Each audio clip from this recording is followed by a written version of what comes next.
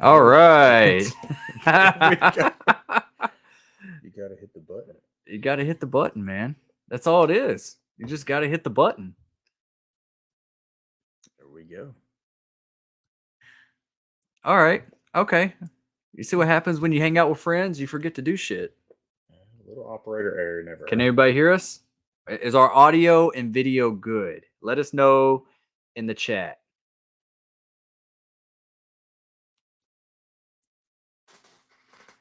Can't see or hear anything.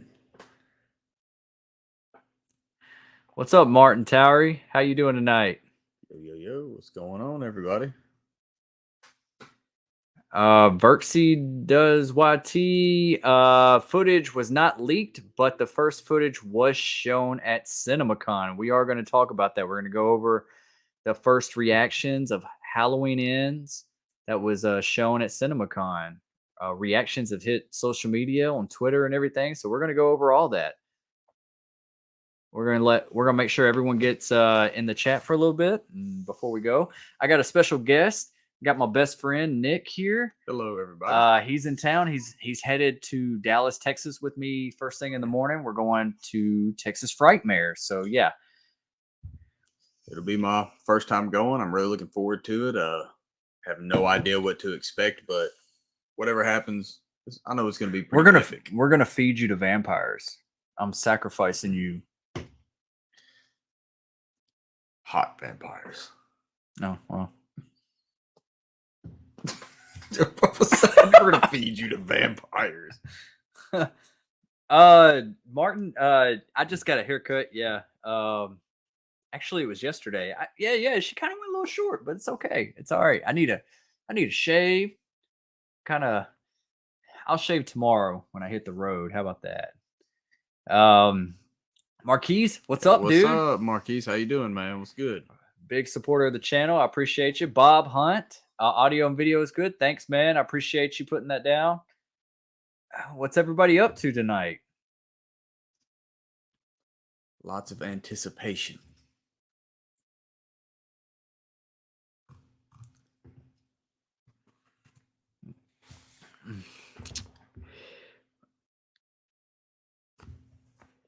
Go bald.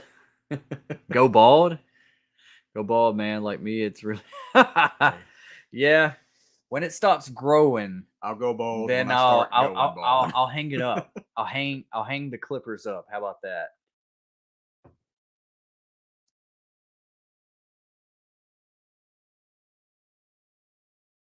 You know, I have not yet watched Moon Knight. You haven't watched Moon Knight? No, I haven't. I watched the first episode. It's really hard for me to like get past first episodes. I have to really, really like the show. And I did. I enjoyed Moon Knight for what it was. But the first episode was really good. I'm really curious of where it's going to go and everything. So I don't know. I always forget that I own that I'm subscribed to Disney Plus. I'm always. No. Now, is it one of those shows where if you have no prior knowledge to Moon Knight, then it's something that you may be into, may not, or is it something you can just turn on, watch, and then just get sucked into? It sucks you in. I'll give you that. The first episode does suck you in halfway through it. I have no idea what the fuck's going on, but I'm curious. Now, see, like the Chucky series, like first episode, that had me dialed in 100%. You know, once the ventriloquist scene happened, yeah, where Chucky started, ragging everybody like that. That's probably the best first episode of any show I've seen in a very long time. Yeah. Chucky. I got to finish the first season. We're actually going to meet Brad Dourif and Devin Sawa and Fiona Dourif all down at Texas Frightmare. I'm looking forward to that. I can't wait, man. I've never met any of these people before. Me either. It's going to be...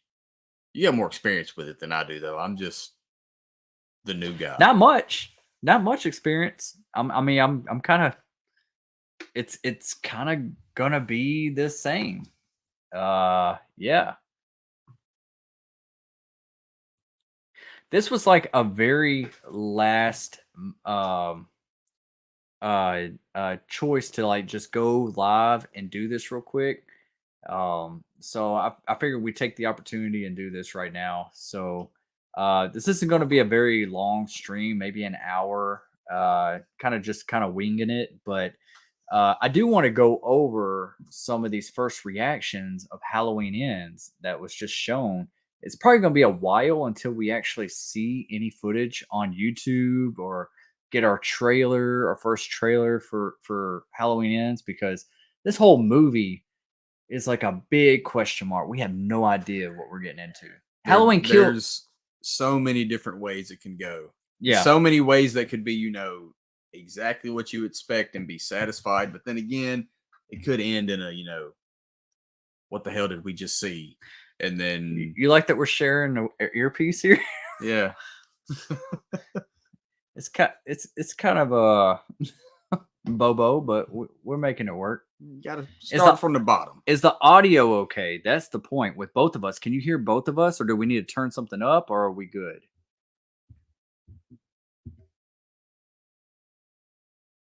What time are we leaving in the morning? What time? That's a big question. That's a really good It's question. about what, 7-8 hours to get there? Yeah. So I say we leave before 9. Earlier the better, man. That's fine with me. Thank you, Marquise. Okay, good deal. Good deal. So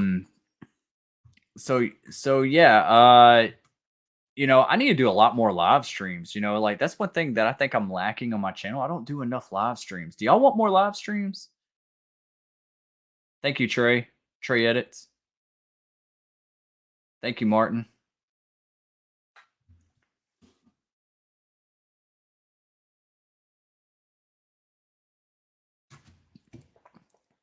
Okay, now I got a question. It being my first time going, Shoot. how is it when like you first get there? Like the process, like is it like a big unveiling of what have I just gotten myself into? Is it like a Well, you check in, and then they take you in this room, and they tell you to strip down butt ass naked, been there, done that? and then they drain a quart of your blood to see if you're qualified to be a part of this group. And if you're not, vampires come in and just eat your ass. I mean, they eat you. They don't eat your ass. Sorry, Well, that was a little raunchy. There's no fun in that.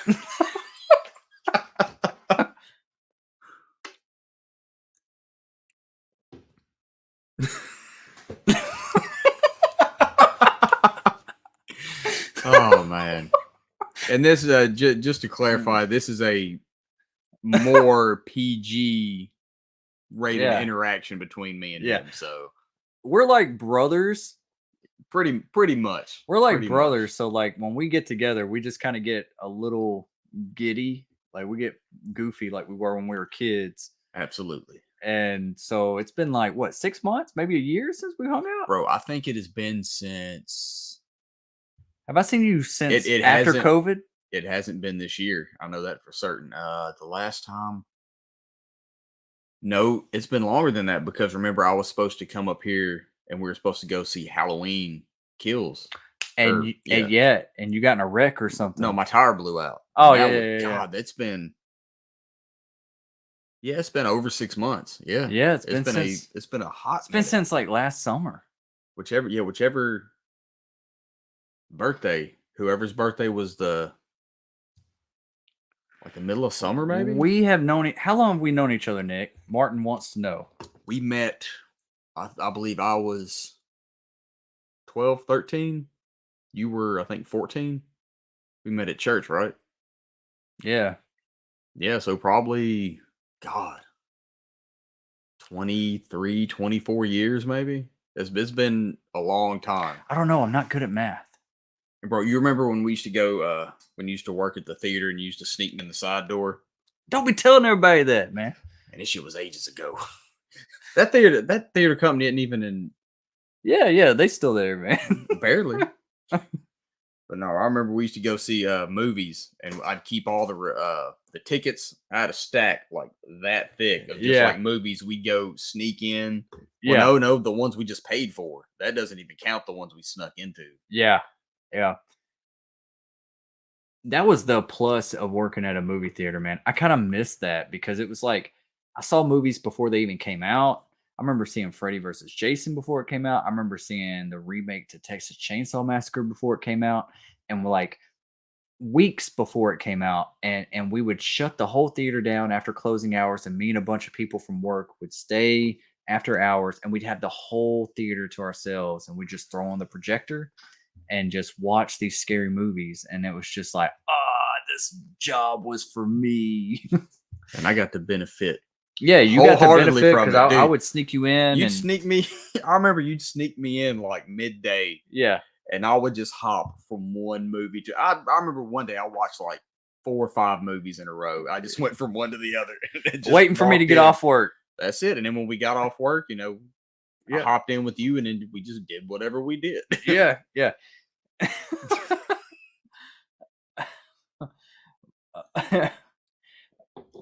uh, Martin, I am not 42. I am not 42. Uh, I remember when movies cost $4. Now it's what, $12? Yeah, it's like $12. God, it was like what? It's like 12. It's like It was like ridiculous. 7.58 back when it was free for the most part for me, but I Yeah. think for people that pay, it was like What? $7.50 or $8. Yeah, like it's making it to where like the window of it reaching to streaming services and being on like Vudu or Amazon or Apple TV or something like that for you to be able to rent it or even buy it digitally. It's like the window is shorter. Oh Like, yeah, yeah, so it's like if it's not a movie like a Marvel movie or some big horror film that you're really wanting to see or a big action movie, you really don't want to rush out and spend that type of money at the theater. But like, I'm for an exception. I'm just talking about for the majority. I would watch every movie at the theater. Like, that's just my sanctuary. I love the movie theater. It's, it's the environment. yeah, yeah. But I'm talking about, I understand why people are going to cinemas less and less, especially post COVID and everything. It's just theaters are just I hope they're not becoming a thing of the past, but like sometimes I feel like they're just like, especially with concessions, it's just that's the way they make their money. I get it. But it's just really, really expensive and it's cheaper to just wait a couple more weeks or even a month, wait for you to be able to rent it on digital and make you a bowl of popcorn that's a fraction of the price of what you pay for at the theater. But, you know, I'm still I'll pay that extra price to go to the movie theater Oh yeah, just we're because still. yeah, because it's just I'm just it's just my sanctuary, like I said. Yeah, I think the theaters definitely have kind of a gun pointed at them because everything now is being gravitated around convenience rather than actually going out and paying money, than paying extra money for food and stuff. And like you said, post COVID, you Yeah. know, why go to the movie theater, which is, that's not everybody, but why would I want to go to a movie theater when I can just, and even now, some movies they have it streams and debuts at the movie theater on the same day. Yeah, They same release day. it on the streaming service the same day it releases in Yeah. theaters. So we may be looking at kind of what happened from VHS to DVD, from DVD to Blu-ray. We could be seeing that same transition from, you know, why I still believe that the movie theater experience is the best experience because it's like a full spectrum, it's got all your senses dialed into it, but it could be Yeah. transitioning to more people, I'll just sit at home and, pay 5, 10, $20 a month and just watch it on my couch. Yeah. Yeah, yeah. Because sometimes if you ever notice like on digital, like films and stuff like that, like it's like 20 sometimes it's like $20 to rent a movie. Yep. And then like if you wait like a couple more weeks, it's $20 to buy it digitally. So it's like it's all a marketing strategy here and you just it's up to you. You want to see it early, pay the extra price. If you want to wait a couple more weeks, I mean, that's up to you. How bad do you want to see that movie? Yeah, I think movie choice absolutely plays a part in it too. Because like you're talking like the big Marvel movies, or like for us, like Halloween's, the big franchises. We want to experience that and have like Oh yeah. all of our senses saturated with the full experience rather than, kind of have more of what we would see a diluted experience from, popping in a DVD and having to deal with like ambient noise and people in the background and all that kind of stuff. Yeah, like Halloween Kills, perfect example. I wanted to watch that on the big screen, and neither one of us got that experience because you. Yeah, my I shit had broke down. tickets. Now I had tickets, but you had a flat, and then some other stuff happened, and then I just came home and watched it on Peacock. It's an interesting story because Peacock, baby, caca. just picture, if you will, me, and I was in Does full. peacocks go caca? Shit, I don't know. I ain't no peacockist. Shit. But no, just imagine this, if you will. Like, I was 100% committed to going to seeing this movie. I was in costume. I had the mask. I had coveralls. I was decked out. Imagine me trying to get a tire in pouring down rain off my damn car, dressed as Michael Myers, with 3 kids in the back, pitch black in the middle of a gravel parking lot. It was bad, You look man. suspect as hell. And I ain't nobody picking your ass dude, up. Taking you. I even took the coveralls, put them out back, and like shot 6 rounds into it, and like dolled it up with blood and everything. Put like the cuts in it where he got stabbed in the movies and everything. Like, it was legit, and it was all for nothing. Yeah. Only thing it was good for was soaking up rain, mud, and picking up a damn dirty ass tire. That was it. Damn. Yeah. So let's catch up on the chat. Oh here yeah, hang on. before we actually go through here. No, I'm not 42. Yeah, Marquise, man, that's the thing, man. Like working in a movie theater was one of the most fun jobs I ever had in my life for a number of reasons. I gained great friends. I got to see movies before they came out, but things are different now because I still have friends that do work at the movie theaters that I hear is not the same thing because like now whenever a movie comes out, like it's digitally released, it ain't like it's shipped to the actual theater and you can watch it whenever you please before it comes out. It's actually like it's unlocked digitally at a certain time. You might be able to see the movie 24 hours in advance if you're there at midnight the night before, but it's not like you can watch it like a week or 2 or 3 weeks in advance like it used to be. So that's just what I hear. I'm not 100% sure about that, but that's just what I hear now. Yeah, I guess we are a bunch of criminals. I mean, if that's the worst thing that we've done, worse has been done. Okay. Arrest us. Dude, if the worst thing we've done or that we've ever admitted to is skipping into movies without paying, I'm okay with that. Yeah. At AMC, my theaters cost $15. Yeah, I've never been to an AMC theater. We have Malco's down here near us. I want to go to a Regal Cinema where I'm about to move is going to be Regal Cinema, so I'm really looking forward to that. Snacks and drinks are crazy expensive. They're really crazy expensive. Now I can watch a movie in theaters and cost $5. It's called Horizon Cinema. Never heard of that. That's awesome. That's pretty cool. Is that like a streaming service? Like, is that bootleg stuff? I got some bootleg sites too. Now, one thing we had the advantage of when I was in the Navy on board the ship, like we'd be deployed out in the middle of the ocean 6-8 months at a time. We actually had, or our PR department actually had, I guess, deals with certain movie companies, and we would actually get films that weren't released in the States yet, like days, sometimes a week before it even released in theaters, and they played on our TVs. So we kind of got, some advantages that I figured that was pretty cool. So I forgot around what time it was, but there was a big movie coming out. It was around 2000 and I don't know, 2007, 2008. I can't remember what movie it was, but like that movie don't come out till 2012. Like, it was the new Transformers, I think, that had come out around that time.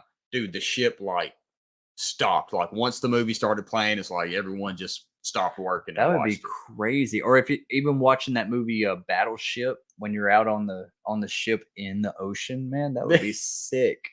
Dude, even though the movie's not a great movie in general, but it's awesome in theory. It's got enjoyable moments. Is it dumb in some parts? Hell yeah. Especially if you're prior service. Yeah.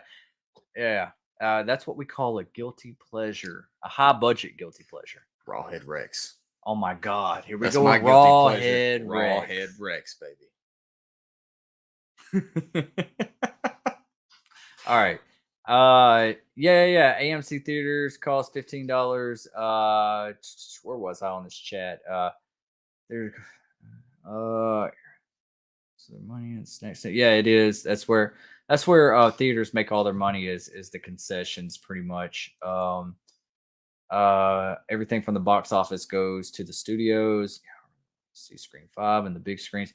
Screen 5 was awesome, Marquise. Like watching that on the big screen made me feel like a kid again. It was awesome. It definitely had a ton of Yeah, nostalgia taking yeah. it back to the original. It was great. And there was like no downtime. It was so like just up, up, up, up. Yeah, it pissed you off. But Oh yeah. it was like it pissed you off a couple times, and then it was just up, up, up, up, up.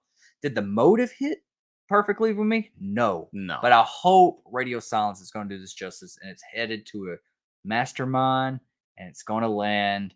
And we are Stu fans on this channel. Yes. We are on the Stu train with Craven and That's it. Stu lives. Jack Status, the Bearded Entertainment, everybody. Like, yes.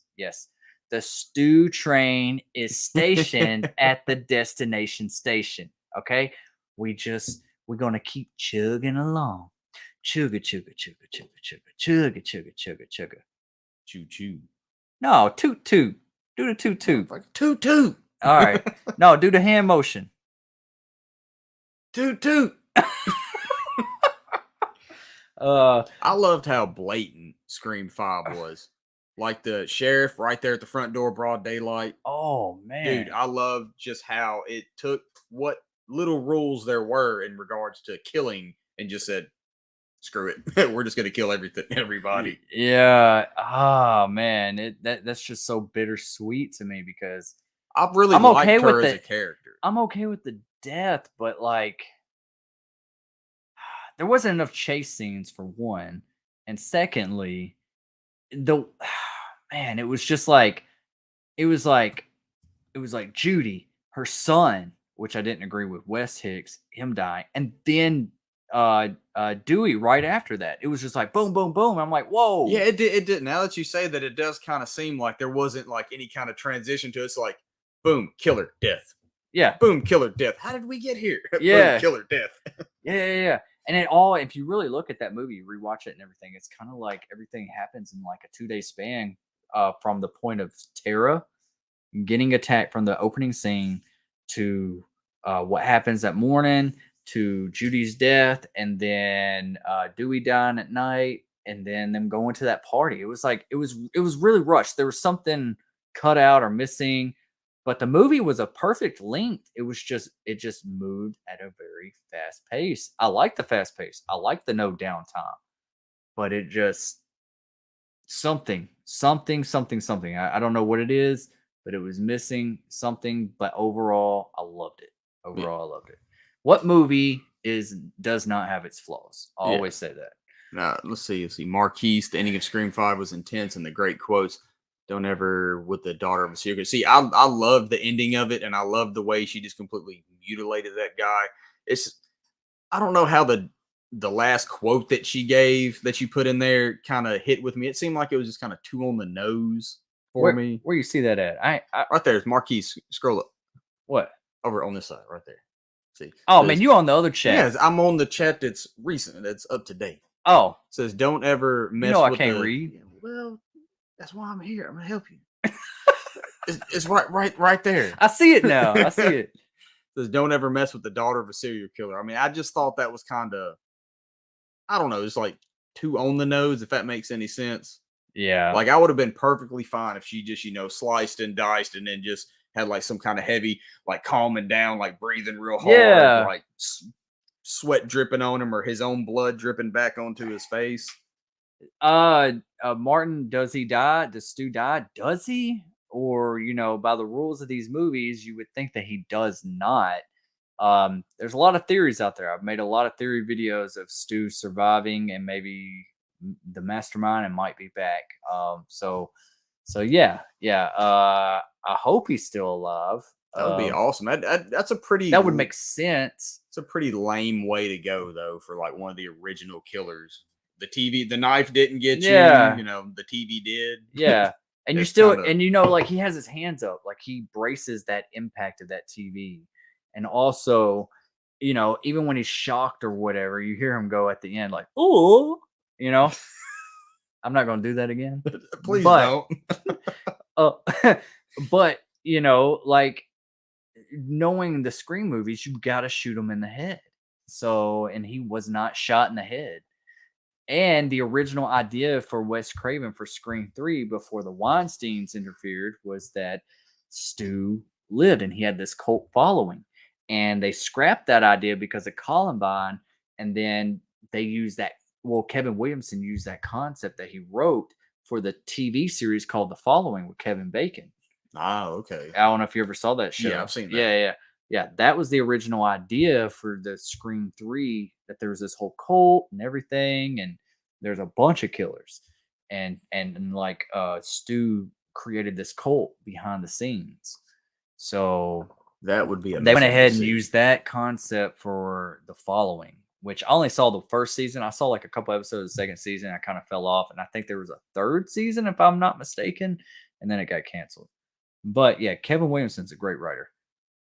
Yeah, I wish Wes survived as fight. Yeah, I wish Wes would have survived too. That kind of sucked for me whenever he died, because I feel that there could have been so much more. Him to me was like kind of like the modern version of what Randy was, if that makes any sense. Kind of, you know what I mean? His paranoia. Mindy was more like Wes. I mean, Mindy was more like Randy. Mindy was his niece, was Randy's niece. So that was kind of like she knew all the rules, she knew everything. Wes was a good character though. He did not. I would have liked to have seen him survive. Yeah. Wes should have survived. But if you really think about it, I mean, he did get stabbed in the neck, and it was like on the side of the neck. And I know they did that whole tribute at the party later on that night, like for Wes, and like showing honor to him and to Wes Craven. That was like the whole thing behind all that. But if you really want to take it a step further, Judy could have died. Wes could have survived, because if you think about it, like in Halloween 2018, when Officer Hawkins got stabbed in the throat and the neck, yeah, he survived in the next movie. They could do the same thing with Wes. They could have still they still could have done the full tribute thing and all that kind of stuff for him, but it could have been more of a his recovery. It could have been for Wes and more of his like recovery. Get well soon type thing, like all that. But you know, I wish Dylan Minnette was still in this, because he was a really good character. Yeah, he was one of the ones I expected, because of his paranoia and how overly over the top he was as far as being cautious about everything. I thought if anyone was going to survive, he would. Yeah. I thought he was going to, when he was reaching for that taser, I thought he was actually going to get it and zap Ghostface and kind of get away. But we really didn't get much of a chase scene. Everything was like Ghostface jumps out, stabs. Ghostface jumps out. There wasn't much of it. In the Scream movies, there's more like him chasing them around the house and up the stairs and out the window and all that kind of stuff.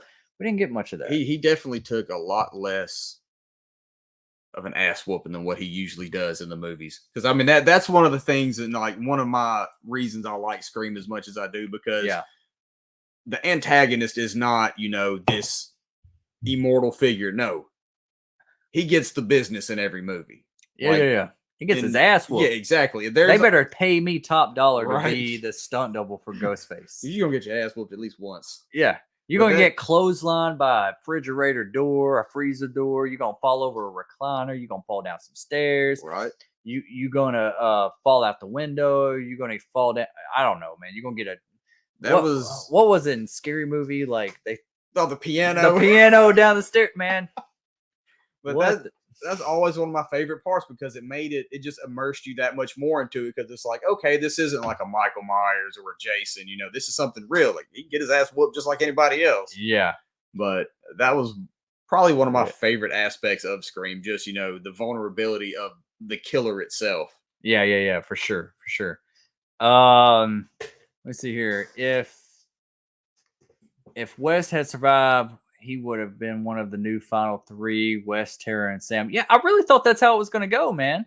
Marquise, I really thought that was how it was going to go. I thought Wes was going to make it to the end game, at least to the climax, and he was going to be one of the ones that was like, is he a killer? Is he going to move forward, or is he going to die? Like, what are they going to do with this character? I really didn't understand the writing of his character. I understand like they want to make this tribute for Wes or whatever, but they could have made any character for Wes. Why'd they have to have Judy Hicks have a son named Wes whenever we never was introduced to him or heard about him Yeah, before? like he just popped out of nowhere. All of a Yeah, sudden, he's a teenager. It's like, oh, wait a minute, where does this right? guy come from? Yeah, for sure, for sure. What's up, bearded? How you doing, Bearded, man? you're in the chat. What's up, brother? We're gonna be seeing you pretty soon. Pretty soon, Absolutely. buddy. Can't wait. Can't wait, man. We're gonna have a hell of a weekend. I was telling Nick, if you saw earlier in the chat, I don't know when you jumped in the chat, but I was telling Nick he didn't know what to expect. But the first thing is that they're gonna take you into a room. They're gonna check your blood type, Oh, yeah. and they're gonna take a quart of blood, and then if you don't match what is right, they're gonna send some vampires in and feed on you. I don't know, and then you can pray that Blade comes in and saves you. I don't know. Ish. Yeah. Can you guys rank the Scream franchise? Ooh. I've done that before on my channel, and I will do it again right now, Anthony. Anthony's Horror and More. Anthony, you have a channel, right? And yes, we can rank it. I'm gonna let Nick go first since you're a guest in my house and in my channel. Yay. Good Yeah. deal. All right. Okay. All right. I guess I'll start from number one rather than going from least to greatest. Number one will have to be the original.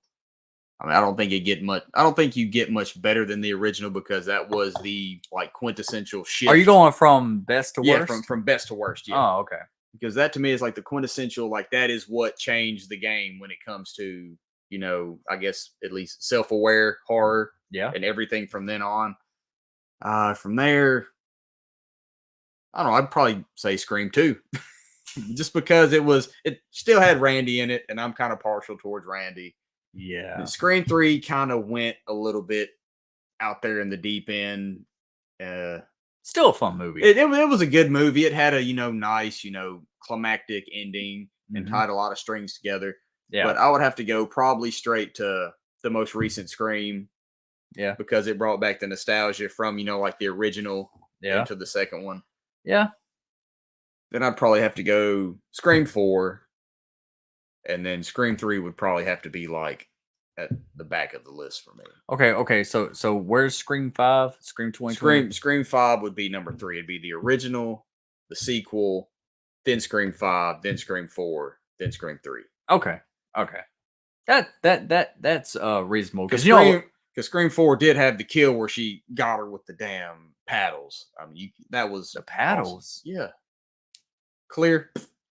Oh yeah. Oh yeah. That scene was actually really good, and a lot of people love Scream 4. I get it, but okay, me watching the films, it was always I love them in the order that they were released. I love them from Scream 1, Scream 2, Scream 3, Scream 4, and then until the fifth one came out, I really did not know where to land this one, but I was always like Scream 1 and Scream 2 was always my favorite, right?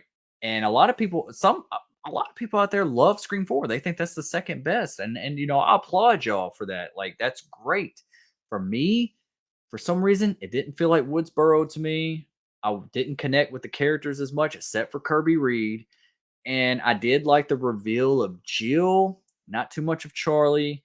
There was just so many things that I just like. I was like, they went too parody.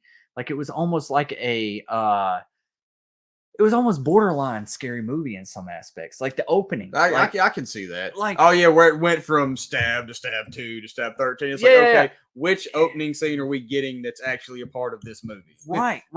But even whenever they did get to the Scream 4 opening, they didn't go dark enough. No, they did not. Really did. I still was like, was that a stab? opening, or was this for real? Because it just wasn't as they should have went like really dark with the Scream opening once they transitioned from the stab whatever, and then the Scream opening. It should have been There blatantly. wasn't too much. There wasn't enough differential of a tone between the ones. It should have been blatantly obvious to where you see it, you're like, okay, this is where the movie starts. This is serious, because I was still guessing until the title card came on. And then when the title card come on, you get this goofy ass song with this like do do do do do, and then you see the face thing. I was like, what the hell are we watching right now? Like, I'm giving you the benefit of the doubt. I might switch up those last two now. Okay. So I'm not trying to change anybody's perspective. This is just my experience. And then on top of it, what did it for me was Roger L. Jackson's voice. I just did not find him menacing whenever he was on the phone before he killed somebody. It still just didn't sound right. Even whenever he's like, hey, who is this? And he's like, not an app. It just, it's just something felt off. Like even the audio mixing or his delivery. I don't know what it was. And we're going to catch up on the chat, guys. I promise. I'm fixing to give my ranking right now. I'm just going on a little bit of a rant. Yeah, he's going out there for a second. I Scream is my jam. You see it behind me. I have to speak on this, okay? I have to make clarification. All roads lead to Woodsboro, and hey, listen to me. Okay, so now I'm gonna give my ranking. That's my rant about the films a little bit, okay? I rewatched the movies, and I think after I was the same as you. I thought Scream 1, Scream 2, because I love Scream 2 for what it is. Dude, I really do, awesome. especially with Jamie Kennedy, Randy. Oh my god, dude. And then Scream 3, Scream 4. And I honestly was going to say, Scream 1, Scream 2, the new Scream, Scream 5, Scream 3, Scream 4. That's what I was going to do. After rewatching the movies, I have so much more appreciation for Scream 3. I know it was always the black sheep of the family, but I still do like Scream 3 overall from Scream 4. There's things that I like from both films that I was like, I don't like that, but I like this. It's like it's a mixed match. Scream 3 and Scream 4 is like a toss up. Like one day I could like this more, one day I could like Scream 3 more. But after rewatching them all, I watched Scream 2, love Scream 2, but after Randy's death, there is something that happens to the tone. There is something that happens in the editing and post-production to where it's like, you don't know if it's day or if it's night, what time of the day it is, what time of the night it is. There's like this, most of the Scream movies is like an incline. It's like a roller coaster, and it's slowly just until it's just something happens, and it's just like an extreme part. There's something about Scream that there's a dip after Randy dies, and I understand we're supposed to feel the impact of his loss. I get that, and we do.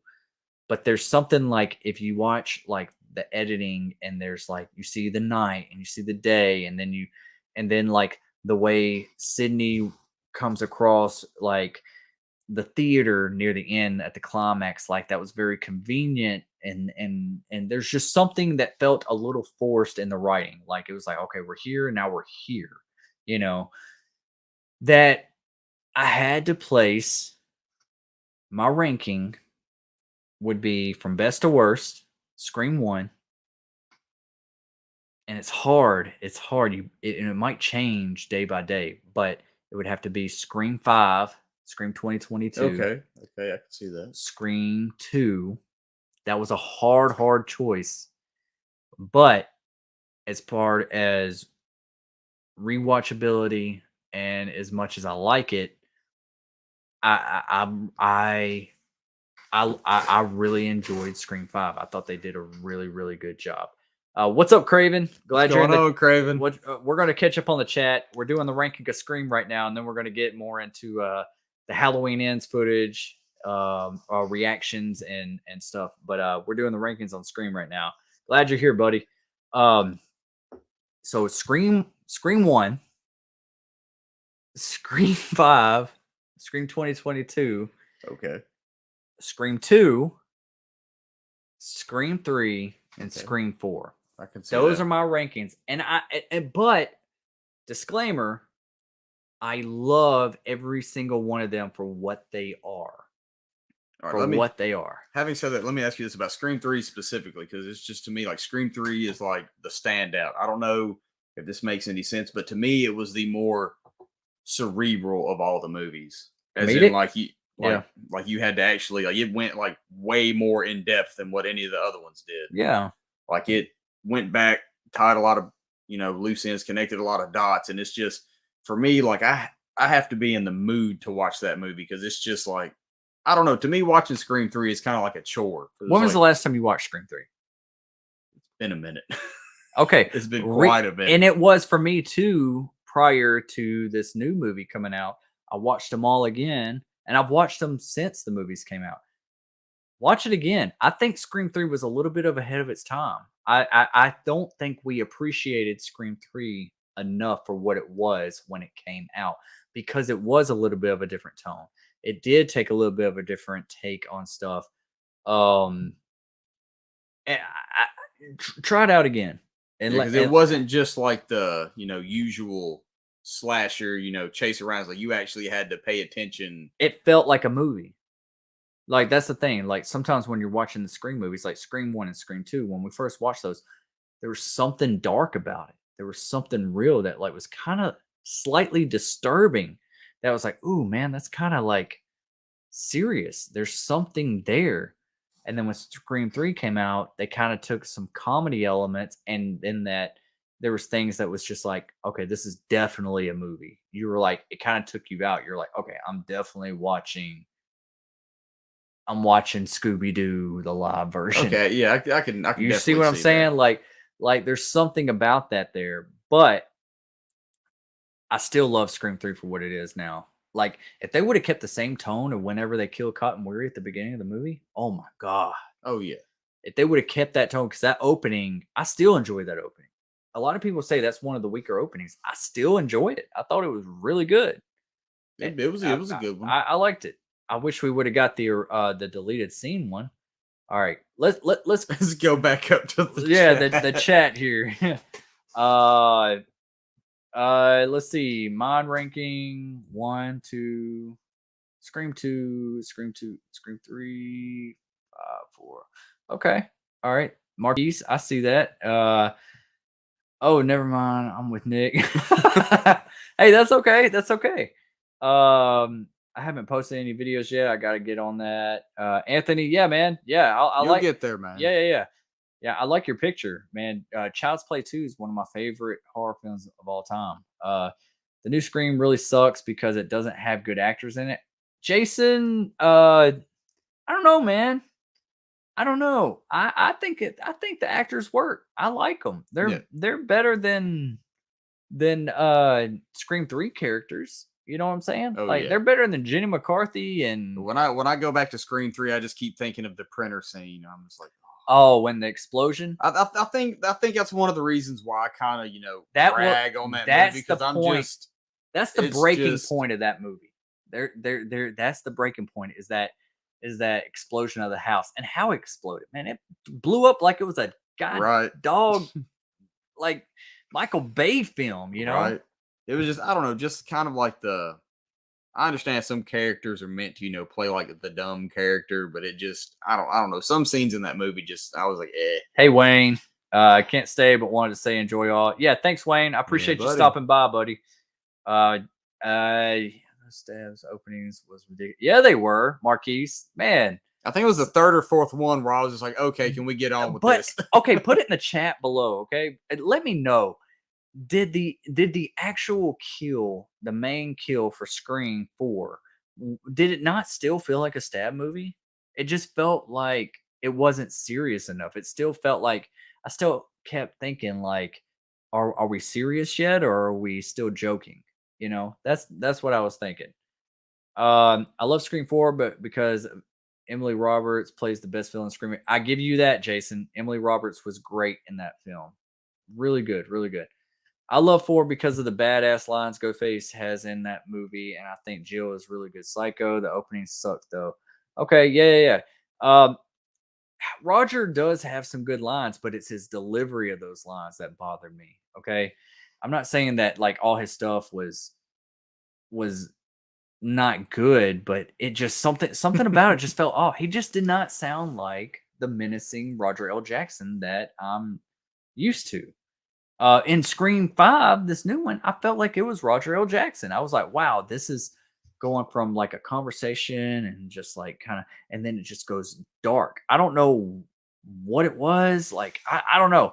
Maybe Roger L. Jackson smoked too many cigarettes that day. I don't even know if he Just had smokes. the natural Something rasp just to it. did not sound right to me. I I'm don't know sorry. that seems like something that could just be easily remedied. Like there's no Yeah. reason why the voice of Ghostface could not consistently be the same across all films. I mean, I wouldn't think that you would have to go into too much of, I guess, sound engineering. I mean, it started off with what, just a stereotypical, like normal little voice changer. Like you Yeah. just keep that through the whole. It's like don't overcomplicate And stuff. okay, so while we're on that right now, before we keep going on in the chat, Yeah. what do you feel like about like how do you feel about the voice changer in Scream 3? How they Oh man, it was ingenious. I did like that how he could like pre-record the others' voices, but I'm like, is that really what we need?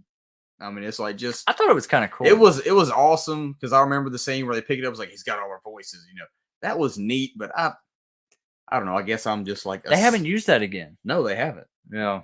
But I don't know. Like maybe I'm just a simple Scream fan. It's like let's just keep it. Let's not overcomplicate it. I don't know if If it that ain't makes any broke, don't sense. fix it. Yeah, I mean, just okay. It's like we know, like this is Ghostface. Now we got to worry about okay, if Dewey's talking to Gail, is like is she really talking to Dewey now, or is Dewey really? I don't know. It just kind of.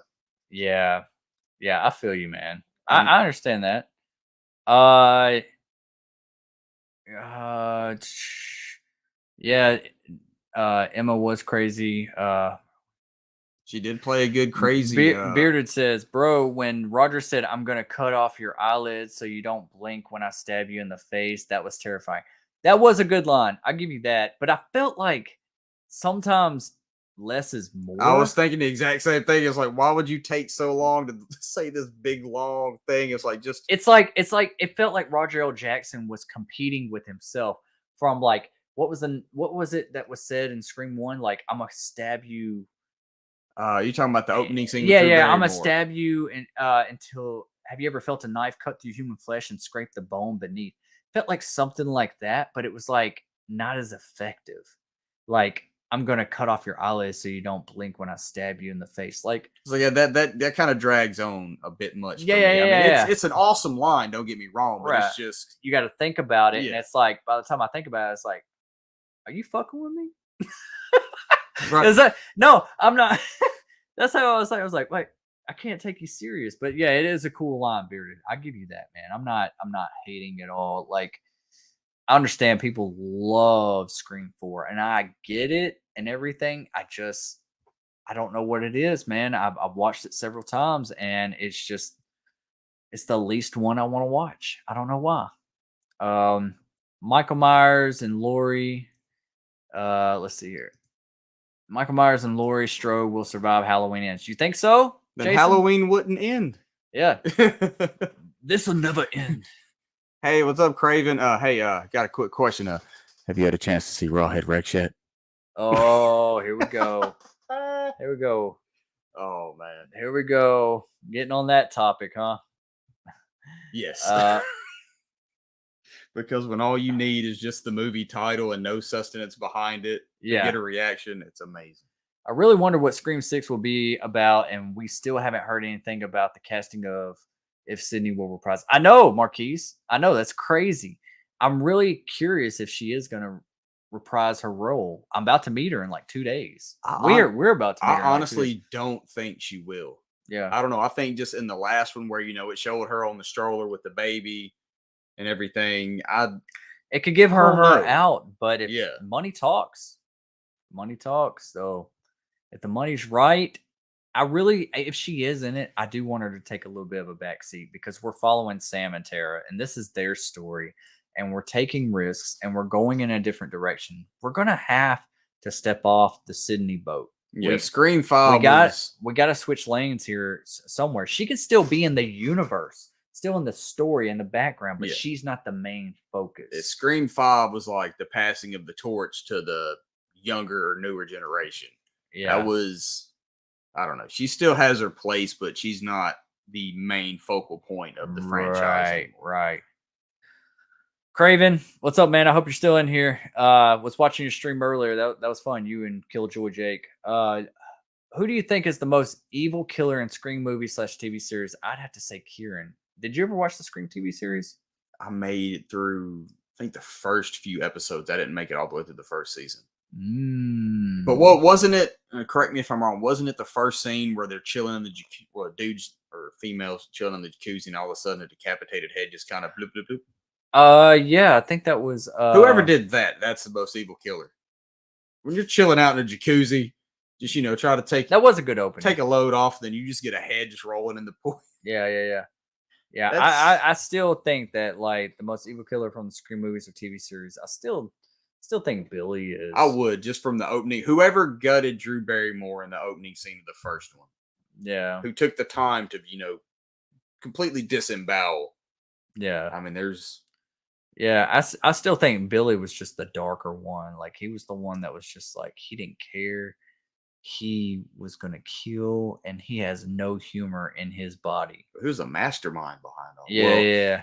I say that if Stu was a little bit more like unstable, I guess you'd say. Yeah. But Billy seemed like he was really like the driving force behind that duo. Mm-hmm. But I don't know. Stu's had a long time to grow and mature, though. Yeah. Stu lives. Yes. Spoiler alert. If you want to say that. Right. Scream 3 felt like a Scooby-Doo mystery type movie, to be honest, but I still love Scream 3 though. Me too, Marquise.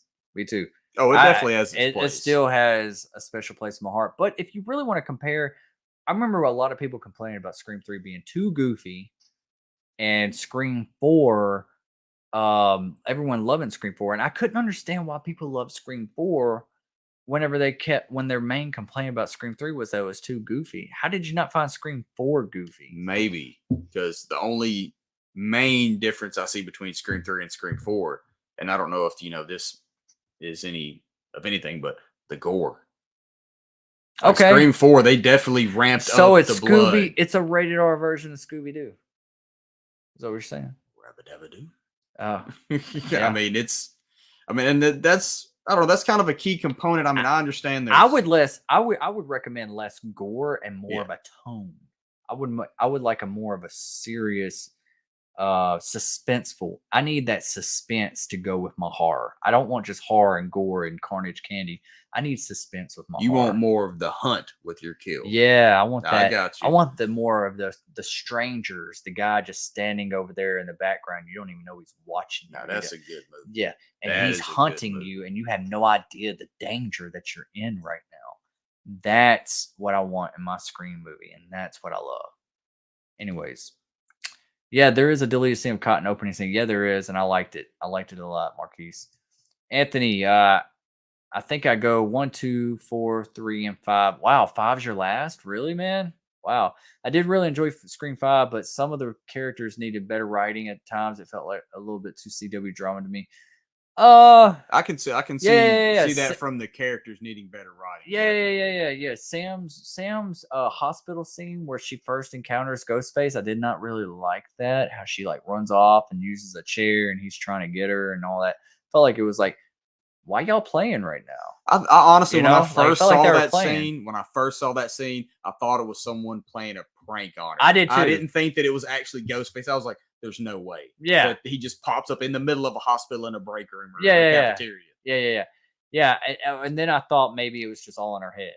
Like it's possible that it was all in her head. That I still to this day, it could be possible that way. I don't know. Like we don't know. She could be suffering. Sam be crazy, man. She could be suffering some of what her sister or half sister, whatever you want to call it. No, Tara's the one that's more sane. Sam's the one. Okay, got you. Yeah, it still felt like the stab. Yeah, a little bit. My ranking, Bob Hunt says my ranking's 1, 4, 3, 5, 2. 2 is your last? Oh man. I hope it's just because Hmm. Randy died, and that's the only reason he put it last. Yeah. Can you give me some more reasons why you think 2 is your last, man? That's crazy to me. And 5 is your second last? Okay. Okay. I respect you. I respect you. I love you. Thank you for being here. Hey, the original is still number one, so For hey, that it's opening all of good. Scream 4. Yeah, yeah, yeah. The bearded, bro, I can't even say for certain which kill was the actual opening to 4. Yeah, Wait, which kill was the actual opening to 4? man, I don't even buy any of it, man. Like, I would have bought it more if we would have saw like more of a. What am I trying to say? Like, there were some deleted scenes of 4 that I felt like 4 would have really benefited from and would have been a lot better. You know what I I'm haven't saying? seen any deleted scenes from it. No, Nope. no. Oh, okay, well, we know what you're watching after the stream's over. There we go. Hey, it works. uh, Tara got stabbed in the hand from Ghostface was really gory and just make yeah, it was Marquise. That was really intense. And Jenna Ortega, who plays Tara, she is such a phenomenal actress. That was a She's going good places. opening scene right there. Yeah, yeah. I like the voice changer, but I miss hearing more of Roger L. Jackson's voice. Me too. Me too. Like I mean, I like it. You could use it in certain aspects, but main thing's got to be Roger L. Jackson's voice. There's nothing. If something ever happened to Roger L. Jackson, how would they replace that? Would Scream be done if Roger L. Jackson couldn't come back for a movie? You know, I'm not trying to jinx it whatsoever. I would think they would have to. They would have to find They would somebody. have to definitely counterbalance that with something. Get Mike very, Vaughn from the TV very. series, which I'm going to be interviewing him here soon. Craven interviewed him some months back, a while back, but like, yeah, I'd say let Mike Vaughn take over if Roger O. Jackson could never return. You know, you never know. It's just a question that's always in my mind. I'm like, what happens to the Scream franchise if Roger O. Jackson cannot return? Same Anthony rolling on the floor laughing. Craven says, uh, bearded entertainment. I think Ghostface has to evolve a little to remain scary. Michael Myers has gotten so much grief. Yeah, I get that. Since you, oh, well, never mind. Hold on, I gotta check my phone. So much gorier since '78. I think Ghostface has to do the same with how he talks. Okay. You have not Okay, seen. Steven, if you're down, I can send you a StreamYard link right now. We can bring Craven on. Craven, you still down? Bro, I'm gonna ask her. Ask who? Who's he talking about? What are you talking about, bearded? Who you asking? This is so much gorier since '78. I think Ghostface has to do the same with how he talks. Yeah. You have not seen Rawhead Rex. Don't. It's a horrible movie. I don't know why I'm such a fan of it. I don't know why. I honestly don't. It's a horrible adaptation of a Clive Barker story, and that's honestly all I have.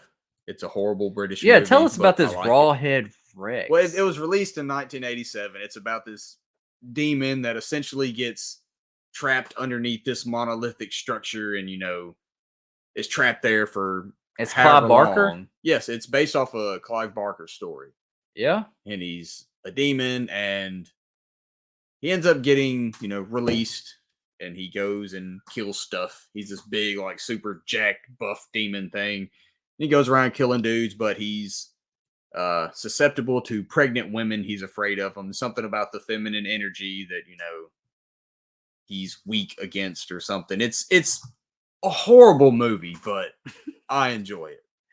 We're gonna have to check this out It is because I'm hearing about this movie way too much recently. That it's just for me, though. If that tells you anything, Craven, I sent you a link to the stream if you want to join us. Check your Instagram. Moving on. Yeah, me too, Nick. I don't think she might be in it. Talking about Sidney Prescott. Gotcha. Okay. Yeah, but I want her there in some way, shape, or form. Even if she makes like a cameo or appearance, just make a phone call and say, "Hey, Gil, like, be careful." Like have her come in a phone call and almost like a reverse Ghostface, just to kind of pay like homage. Yeah, for sure. Like, Sydney has been in every single one of them. Like, few, even if it like Scream 3, she wasn't in it very much. Like, just she's got to have a scene. Yeah. Yeah. It'll be an expensive scene, but it'll be a Oh, no, scene. no doubt. Yeah.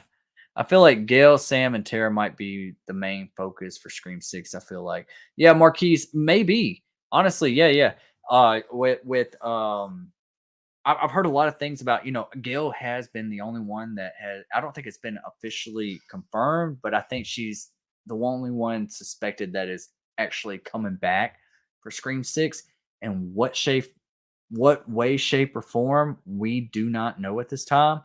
But she still has her daily show, and we don't know. We don't know what's going to happen. But like, I think bearded.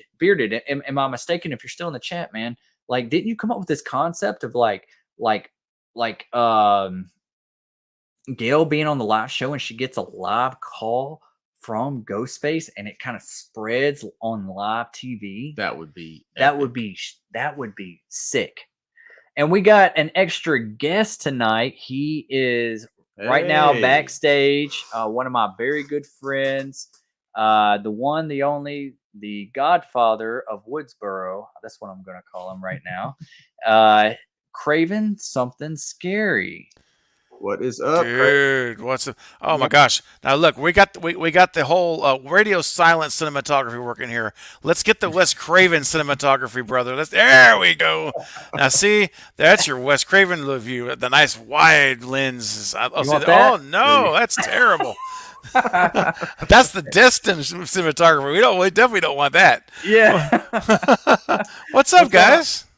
Hey, how's it going, Hey, man? nothing too much, Good. man. Just kind of just doing this last minute stream. It was kind of a surprise, and Absolutely. I'm glad you're still on because once we got done over at Jake's, so let me go see if Destin's still on.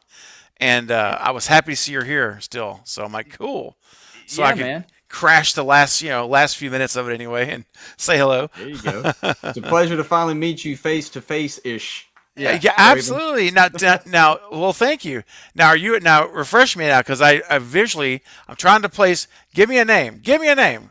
Are you a content creator? Rawhead Rex. You're a Rawhead Rex. Okay. Now I want to make sure because I know you're talking about the movie a lot. And I was like, I got to make sure this is okay. Well, it's a pleasure to meet you, man. This is great. It's Yeah. awesome, man. Yeah. Oh, sweet. Craven, he's the one that planted that seed the other Yes. night on the stream when we were doing the Guilty Pleasure Movie Club. You're the one that started that whole horror show. Oh my gosh, dude! I just can't get past the name, dude. I just know. can't. It's a horrible movie at best, but I don't know why I love it so much. I cannot give an honest reason why. It's just man. something I saw as a kid, and I just Sure. liked it. Dude, there's not a darn thing wrong with that, man. It's a guilty pleasure movie, and it's okay. We've all Yeah. got Oh, them. We've all got The them. guiltiest of pleasures. Yes. Hey, So- hey! I've said this a couple times, man. Like, we're sharing our earpieces instead of like I messing love with it. my audio or anything like that. So yeah. I'm We like, look at actually- these two knuckleheads got their earbuds yeah. with the rope. I just think it's great. I love it. Yeah, Man. I'm just a guest. I'm not a content creator or anything. I'm just his best friend. That's it. Oh, So, hey. I'm just here. Yeah. That's awesome, man. Yeah. How are you going to be available this weekend so we can possibly maybe Yeah. So link up for the Frightmare? I would love to, man. So I've kind of made everyone over here in my house know, put them on alert that on Saturday at some point that I'm gonna go do a live stream for 30 minutes to an hour with you and Bearded, and I basically what I was thinking was maybe we could we all have our digits, so maybe we can connect either Friday night and talk about it or Saturday morning if you want. And Yeah. I know you guys are gonna have a lot of things going on, so I don't want to like put a monkey wrench in anything. I'm just thinking if there's a time that works for you and Eric that we could do it. And I will go live, and basically what I'll do is I'm going to say my roaming reporters are live on the convention floor, and it's Destination Station, and it's Bearded Entertainment, and then we can just go, and you guys can talk about it, what your experience was on Friday, and I thought that'd be fun. Yeah. Sounds great, man. Sounds great. I'm gonna right. take all my gear with me, so we'll be ready to do something. Something.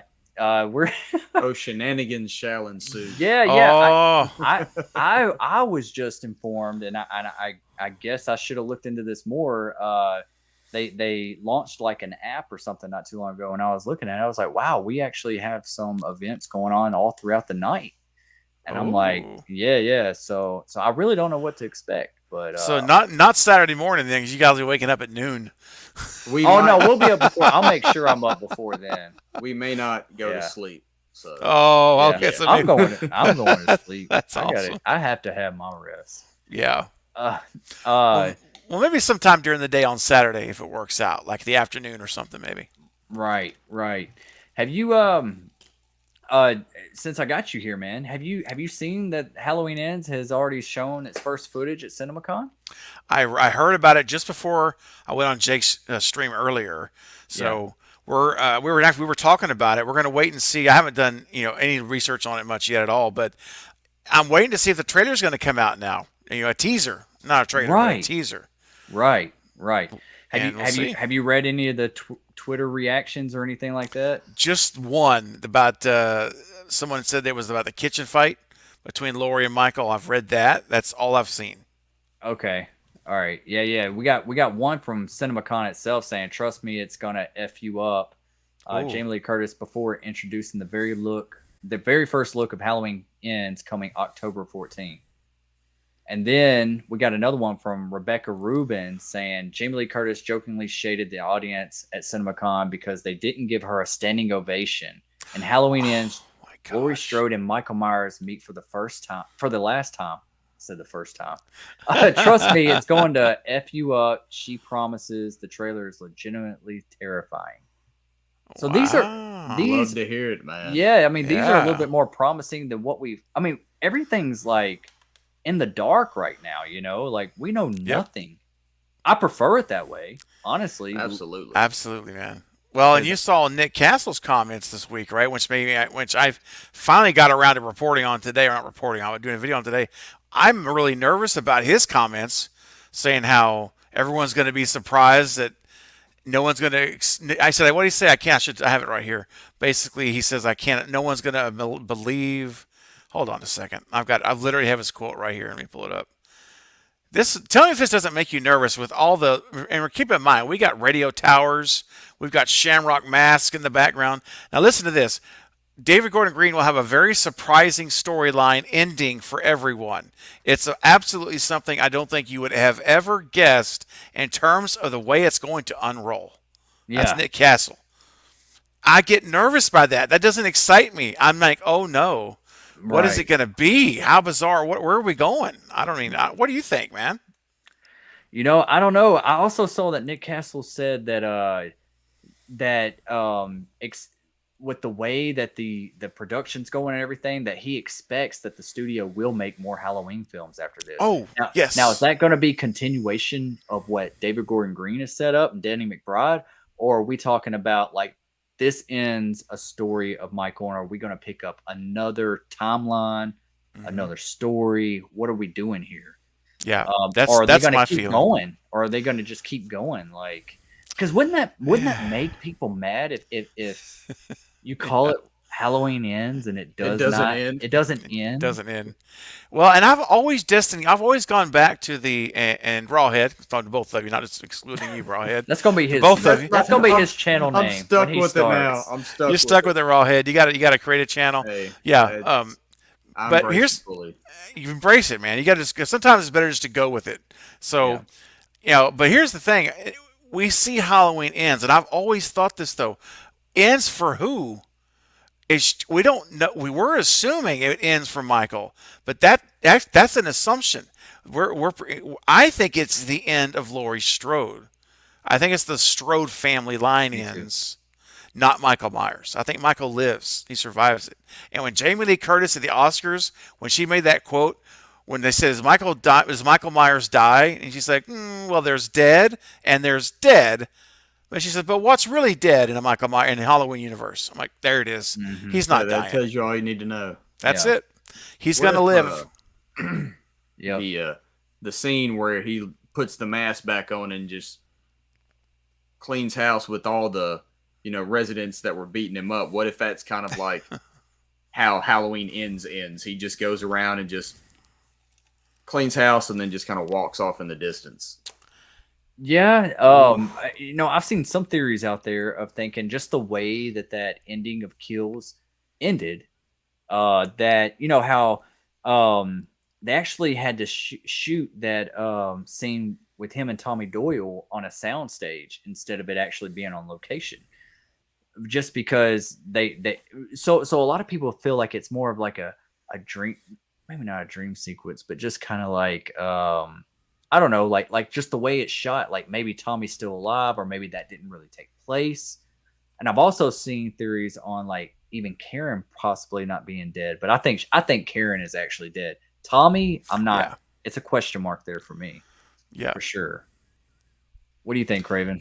Yeah, I think for Tommy, the only thing we saw was him getting stabbed like through the rib cage, I think it was, and the blood, comes out, and then everything that happens after that is under camera level because we just see Michael with the bat he took from Tommy, and then you see him swing down and hit something so hard that the blood flies all up in slow motion, and then the bat is broken in half. It was that hard of a hit on whoever's head it was, and then he takes the bat with the jagged edge now, and he just drives it down into this person and stabs him, but they don't show who it is he's stabbing. Yeah. The assumption is, again, that word is it's Tommy, but we don't know for sure. We only know that first stab. But I guess you could say it's possible that he's alive. I don't think he is personally, but you could make the case. Yeah. That's plausible at least. But you'd think we would have heard he was in the movie, but somehow.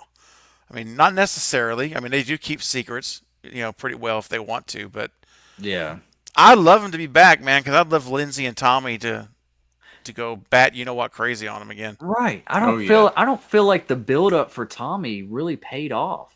Mm-mm. Like you built this up like this was pretty much 90% Tommy's movie almost. Yeah, it really was. And for him to go out like that, it was just kind of like, wait, what? Mm-hmm. Like at least let there be a fight a little bit before he actually goes out. Let him get his licks in before like Michael. You know what I'm saying? Like I do. Go a few rounds. Yeah. The best scene in that movie, or the scene that brought me the most satisfaction, is when Lindsay put the bricks in the pillowcase. Oh my God! When she racked him that first time in the face, I didn't know what to do. I was like, yes. Yeah. And I love Michael, and I just saw that, and I was like, go give it to him. It's awesome. Good, man. I love that too. But so I've made some videos on this, and I'm not trying to go too deep into theories here about all this, but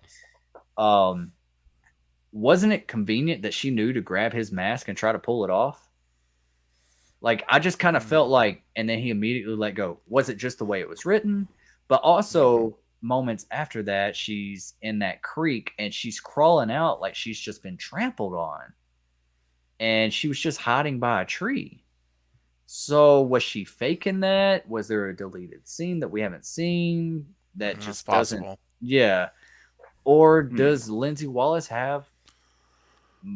is she hiding something? Does she know something that we do not? Like, that's what I was thinking, was like, why was she the one written to survive out of everybody else? True. And she's back for an expanded role. They rewrote the ends to increase her role. Yeah. To make it larger. So they got something in plan for her in store for her rather. Yeah. She might take a hand in the final showdown, I guess. Like, the way I see it is it's going to be Lori and Michael, one last tango, and then maybe Lindsay comes in with an assist or something. I don't know. And Hawkins. Don't forget about Hawkins, man. Oh, yeah, he's still alive, too. Yeah, Hawkins. Think about that. That everyone assumed that he was dead. And I made videos before Kills even came out that he possibly could still be alive. And I'm glad he was. I'm glad he was alive. Too. I wanted him to survive. Yeah.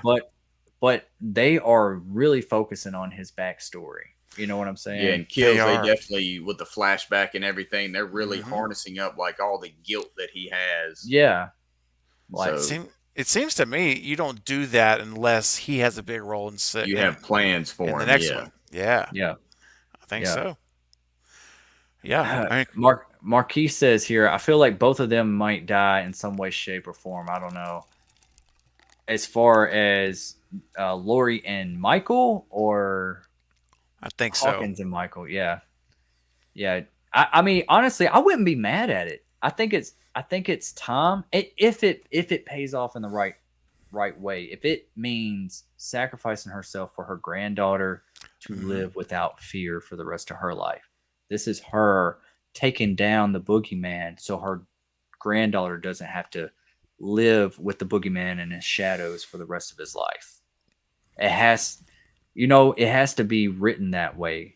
It can't be just, we're just, like, this is a weird example, but King Kong versus Godzilla. We're not just jumping from point A to point B to point C just to get them to fight. Like, no, I want some context with my story here. Like, let's make it mean something instead of it just being like, oh, everybody wants to see Lori and Michael fight. Yeah, we don't want to let them fight situation. Right. I want it to mean something, This is about trauma. And that's what Jamie Lee Curtis always said in her interviews was like, hey, this story is about trauma. So as long as they're sticking with that and they leave the evil dies tonight thing a little bit in the background. Man. We need to one night do like all of us get together and do a reaction or like a live stream, just watch it and then play a drinking game. Every time somebody says evil dies tonight, you have to drink. I don't know. I think Bearded actually timed it. I think he said the first time it said is like 34 minutes into the movie or something like that. But then like, once it's said, though, it doesn't stop. It's like it breaks the seal. Yeah. That's like the only real issue I have with that movie. Like there's that entire chanting, ranting mob. I was like, yeah, I'm good on that, man. Yeah. And it surprises me that some of the people that I've talked to that are like, casual moviegoers have said like, I didn't like the whole mob aspect. I mean, I was like, well, that happened in 4 and 5, I believe. Was it at the end of 4 or end of 5? It was the end of, I want to say 4, because that's where they shot him down the well, right? Yeah, that was a lot more realistic though, because you had like the drunk rednecks with the deer rifles, and they accidentally shot and killed a guy. I mean, you've just got a hospital full of people just chanting the same. It's a lot more. There's a lot more psychosis and like crowd, chaos going on. Yeah, for sure. It was definitely crazy. Like the way it was a little over dramatic. I guess that's the way it was. It kind of took me away from the movie in a certain aspect. I mean, I was still fully invested, but I was just kind of like, Yeah. I was like, this isn't Halloween to me. Yeah.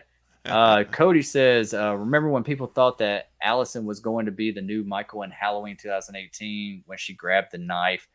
I remember that. You remember that? A lot of stuff circulating online about, with the knife in her hand.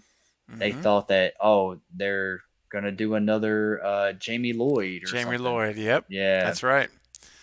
Yeah, man. And I've still, that's still, I mean, I could still actually see that happening now, even with this one, man. I mean, I was like, what could you imagine if Michael and Lori die? Everyone's dead except Allison.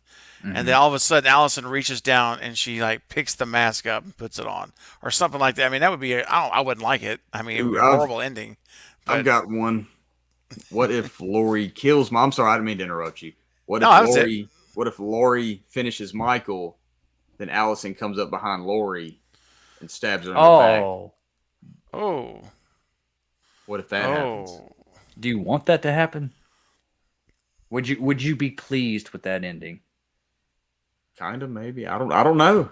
I don't know if I would. I could think of a lot worse ways that it can be ended. Then Halloween doesn't end if you do something like that. The way I look at it, like the boogeyman, it just continues on in a different to somebody else. Like, but it said the ending will f you up. So maybe I don't know. I'm out on a limb on this one. I have no. I would like more of a everybody dies, including Michael. I'd be okay with that. That would be Yeah. okay. What Or about you, Craven? I would be more like everyone dies but Michael. Like he kills Allison, Lindsay, everybody. They're all dead. There's like no one left from 78.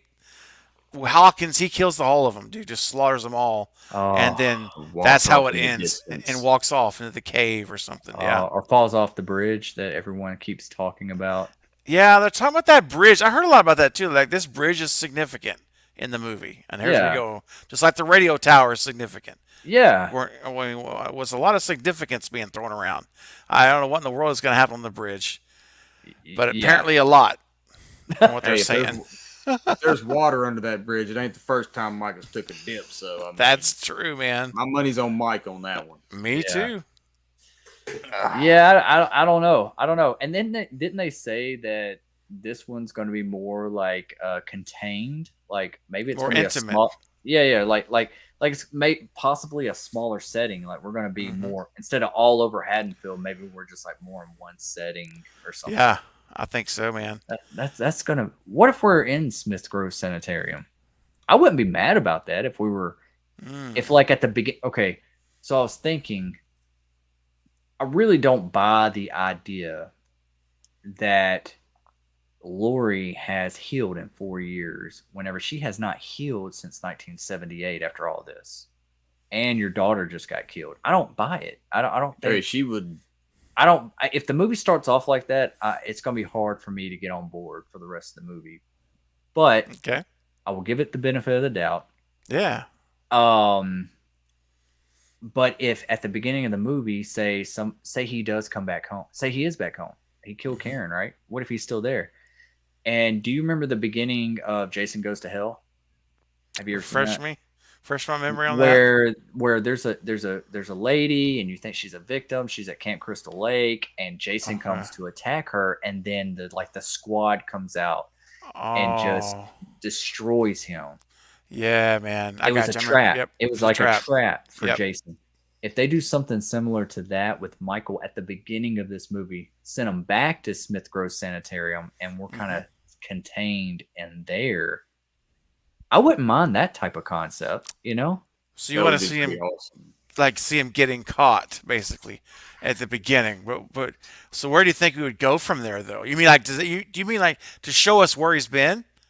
Like, Yeah. like in these last 4 years? Yeah. Like the Yeah. opening is like, a day or maybe the same night as Halloween Okay. Kills. And that's the opening of the movie. And he's actually caught or left for dead, something. And he's taken in either to the hospital or the Smith Grove Sanitarium, and that's where he's been for 4 years. And and I know there was a idea for Halloween Returns that came out that was like about him being on death row. Like we don't have to take the death row aspect of it and them all being there waiting to see him. But like if they were all like there at Smith Grove Sanitarium, maybe they were having a hearing or something or whatever, and then the place goes on lockdown. Oh gosh. It gives me chills. Just Interesting concepts. yeah, I want to see something like that. My type of slasher movies, I feel like they're better when they're in a small, contained setting. You know what I'm saying? Like that's just me. I don't know how about y'all, but Some of my favorite movies are like that, like Devil, just in the elevator shaft. Oh gosh. Like that Yeah. close. Like some of the That was- more well put together movies I've seen have been like just like one or two singular locations. Yep. yeah. Have you seen Devil Craven? Man, I never saw that movie, dude. Oh, I man, I never did. Oh, Is it is it worth watching? Is it pretty oh good? man, Dude, for it's yes. a whodunit. It's a whodunit. It's Oh. And it's Okay. like it's produced by M. Night Shyamalan. His name's attached. It's PG-13, but for a PG-13 horror movie, very well made. it's pretty good. And it's like Okay. all these characters are stuck in an elevator, and one of them's the devil, and you don't know which one it is. And it's freaky. And that's essentially the whole movie, just in an Wow. elevator. Yeah. It's good. Maybe I should watch that then, man. I never did. Yeah, I just never. Yeah. I was at he is so hot and cold for me. on his movies that he writes, and, Yeah. and does. And so I remember when that one came out, I'm like, oh no, I'm good. I've had my fill for a while for him, and I never even looked at it. But Yeah. now that it's a whodunit, that's my thing. I love Yeah. whodunit. So Yeah. He didn't direct it, but he okay, did produce it. all right. And then there was another movie that had a really good twist. It was like a found footage type movie, but The Visit. Oh, that was The good. I like Visit that one. Was good. I like The Visit. The Visit was awesome. That had a good twist. That was good.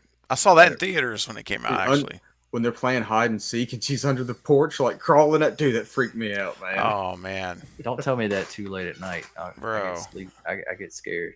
and that You're in the wrong the profession. what's his name? I don't know the guy's name, but the guy that the man is the old grandpa. Yeah. And that shed in the back of the house, Oh yeah, throwing man. his diapers out there, dude. That was disgusting. That was gross. Yeah, that was wild. Gosh, dude.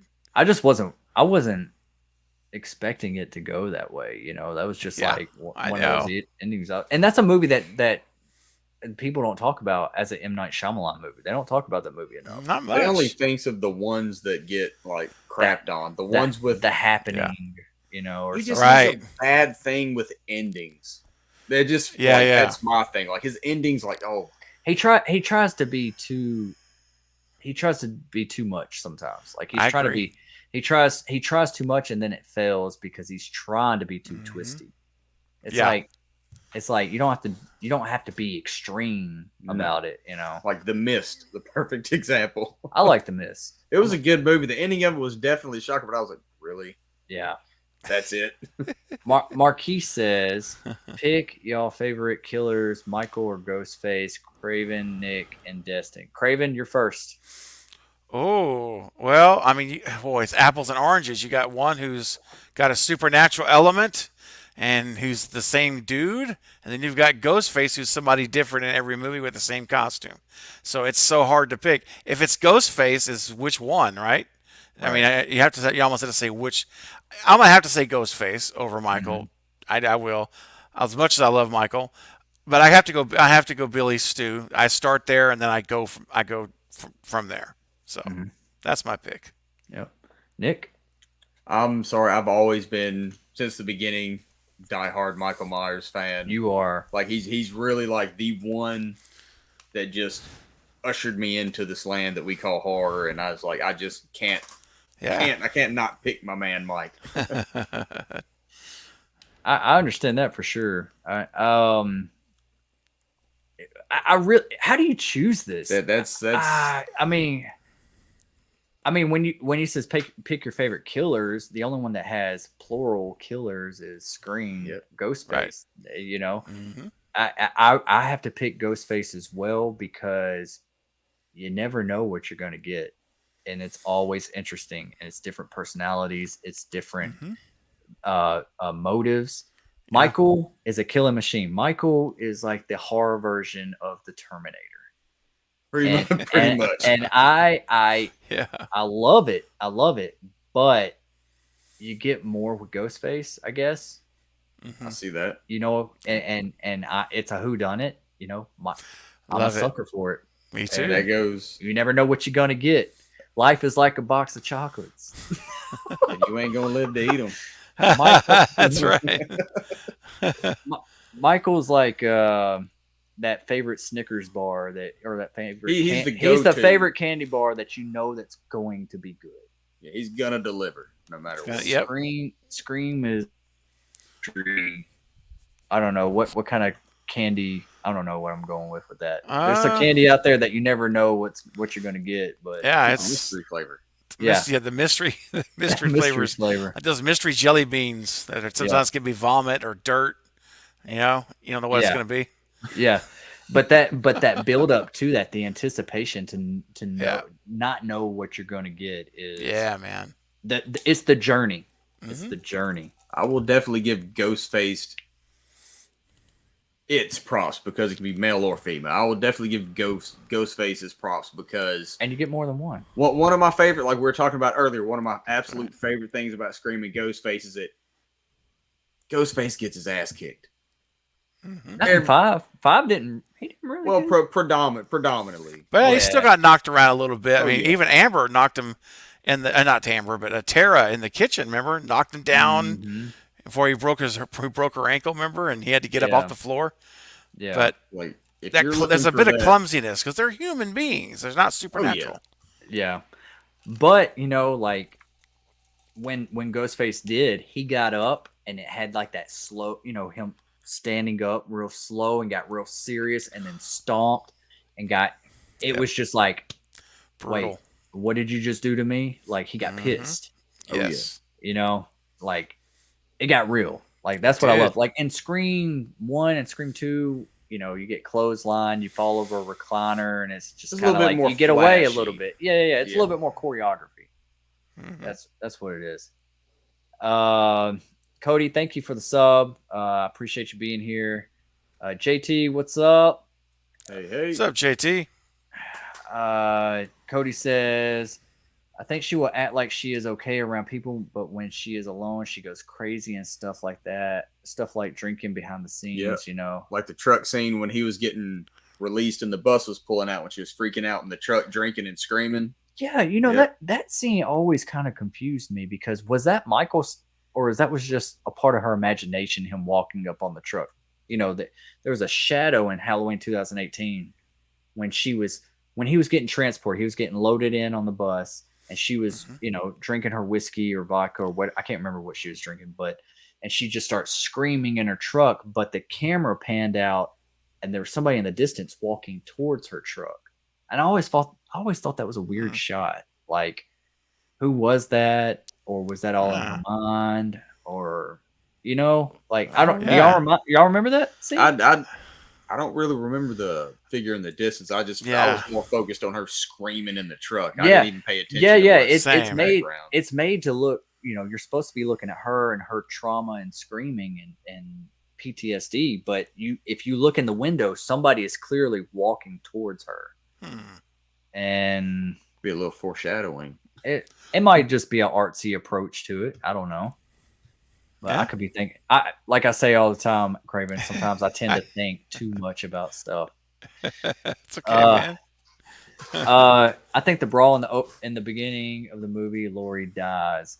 You think Lori dies at the beginning? Would not be wild? That would definitely be something that no one would see coming. Nope. And then it'd be left to what, Allison? Assuming that her mother's I wouldn't run not it by dead. them. I would not run it by them if they did do something like that.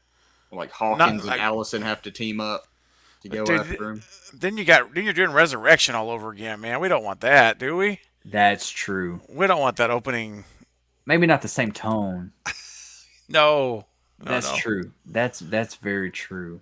Craig, Yeah. you make a good point. Yeah, they're on a slippery slope right there. Man. Don't do that.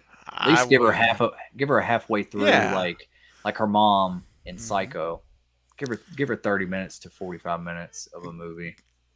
Hashtag Dewey 2.0. There you go. So they did with Dewey. Give him half the movie and he's out. Man, that was so disappointing.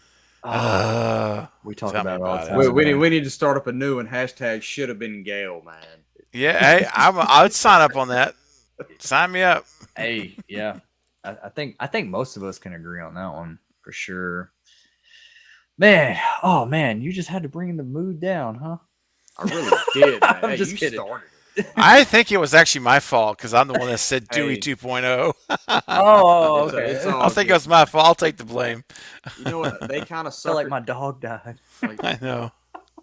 They suckered me in on that one too because I thought for sure, okay, Dewey's gonna put this one down at least. Yeah. But then at the end of it, when he stood and he just took his time, I was like, oh god, I know what's coming. Yep. Yeah, it was like the last march to death. You just knew it. Right. When he opened that, when he turned, and he's almost in slow motion, dropping his bullet casings out. I'm like, here, it's over. Yeah. That's it. He could have left. At that point, I was like, okay, he's gonna do it. But then when he just sat there instead of just shooting the person and just sat there, I was like, nope. Man, just let him shoot Ghostface in the head.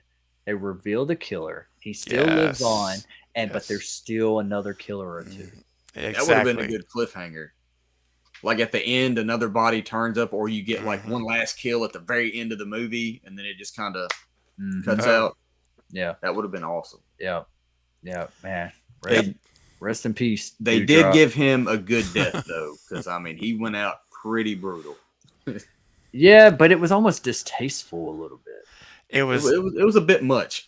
it was a little disrespectful how at the end when they when and again, I'm not gonna say it's Amber. I'm not gonna be I don't believe it I'm not either. on the Amber train. I'm not doing that. Even if it wasn't Stu, which I think it was, but even if it wasn't, I'm not gonna say it's Amber. Whoever killed him, when they kicked him over when he was on his knees, dude, I was so angry. I got so mad, and said, yeah, it's like you're disrespecting you. How do you treat him like that? I mean, that was Mhm. now again. I know that and I think that's the purpose. They wanted us to be angry and upset, and all I knew was I went with like 6 people for the first Mhm. showing, and when that scene was coming on, I was like, as I was already having tears in my eyes, whenever he kicked him over on his back, I was so angry. I looked over at the people that were with me. I said, I want to kill that Mother Hubbard so bad right now. I was angry and sad all at the same time. I know. And It's like it's like I wanted to stand up and sit back down. I was just like, I can't be still right now. I know, yes. Like this was worse than seeing Han die. Oh, that was I terrible. I voiced my opinion. I was like, man, this is bullshit in the middle of the theater, man. I was like, really? Like, come on. You could hear man. people weeping, like, no. It was like, Yeah. I remember watching Scream 2 whenever I was like, how old was I? Like 12, 13 years old? Dude, we were young. pretty young. I was like 13 or something. And I remember when Randy got killed, yep. and I heard people go, Oh. no, not Randy. That was the Yeah. same reaction I got or I heard in the theater whenever Dewey died. And it was the same feeling too. It was like, Yep. I can't accept this. Like, No. this But is how is this going to continue normally now? yeah. Yeah. That's the Oh. question. Like, how are we going to how are we going to feel next March when we watch Scream 6 and there's Gail and probably Nev, but hopefully, and there's no Dewey. Like, there's no, and if they talk about him, there'll be a book with him on the cover or Mhm. something like on this past tense. It's gonna stink, man. Not having Yeah. him in a Scream movie. It's just Right. you know. I mean, what can Yes. you do, man? And Definitely not gonna be the same. Who are you gonna? No. I mean, they could be clever enough and have another character lined up, but Scream 5 got so much better when Dewey came on screen. Oh, absolutely. It just took it up that Yes. extra.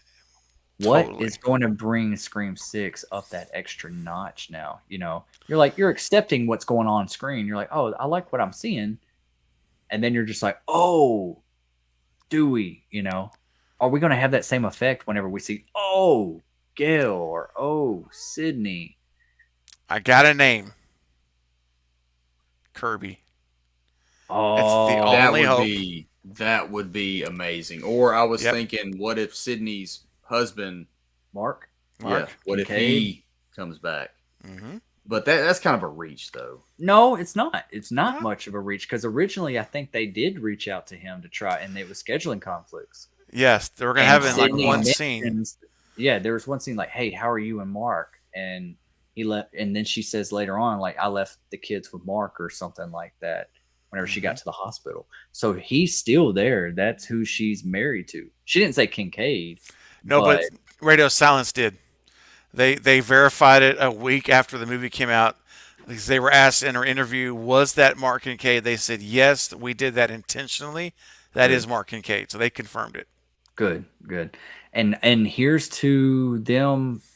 I mean, Scream 5 made a lot of money. They got more of a Oh. budget going forward. Oh, yeah. So I'd be real curious to who's see what that budget is, Destin. Me too. I'm waiting on it. I'm waiting on it because I don't know, what is Patrick Dempsey doing these days? Is he on another TV show? What is what? Dude, I don't know.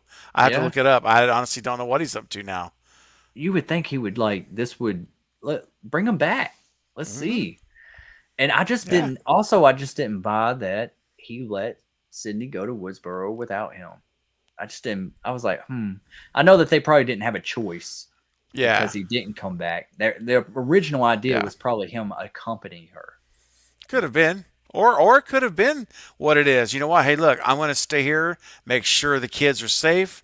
I've got my 45, and my my Smith and Wesson in the other room, and he's going to protect the kids. And I mean, I know what you're saying though, because as a husband, you would not want to just sit your wife off to Murderville, as Richie says, Hmm. and so maybe he would have been there. I don't know. I think he could be. I've even said, what if they got him back and he's with the FBI, and now he's investigating these crimes to solve them, like kind of like Scream 3, but at a federal level, so he can go across states. Because what if it's happening in Woodsboro and in New York? Well, who knows? But you could make a good part for Mark Kincaid, I think, if you could get him in. But Yeah, what if they do take that profile, FBI profiling yeah, exactly. approach? Like he's in the mind of a sociopath and he's trying to figure out the next moves. Yeah, I Yeah, like that, Craven. and maybe he's profiling the who's this could be, and then all of a sudden the profile perfectly matches Sam Carpenter, and she becomes the number one suspect. But is she really the killer?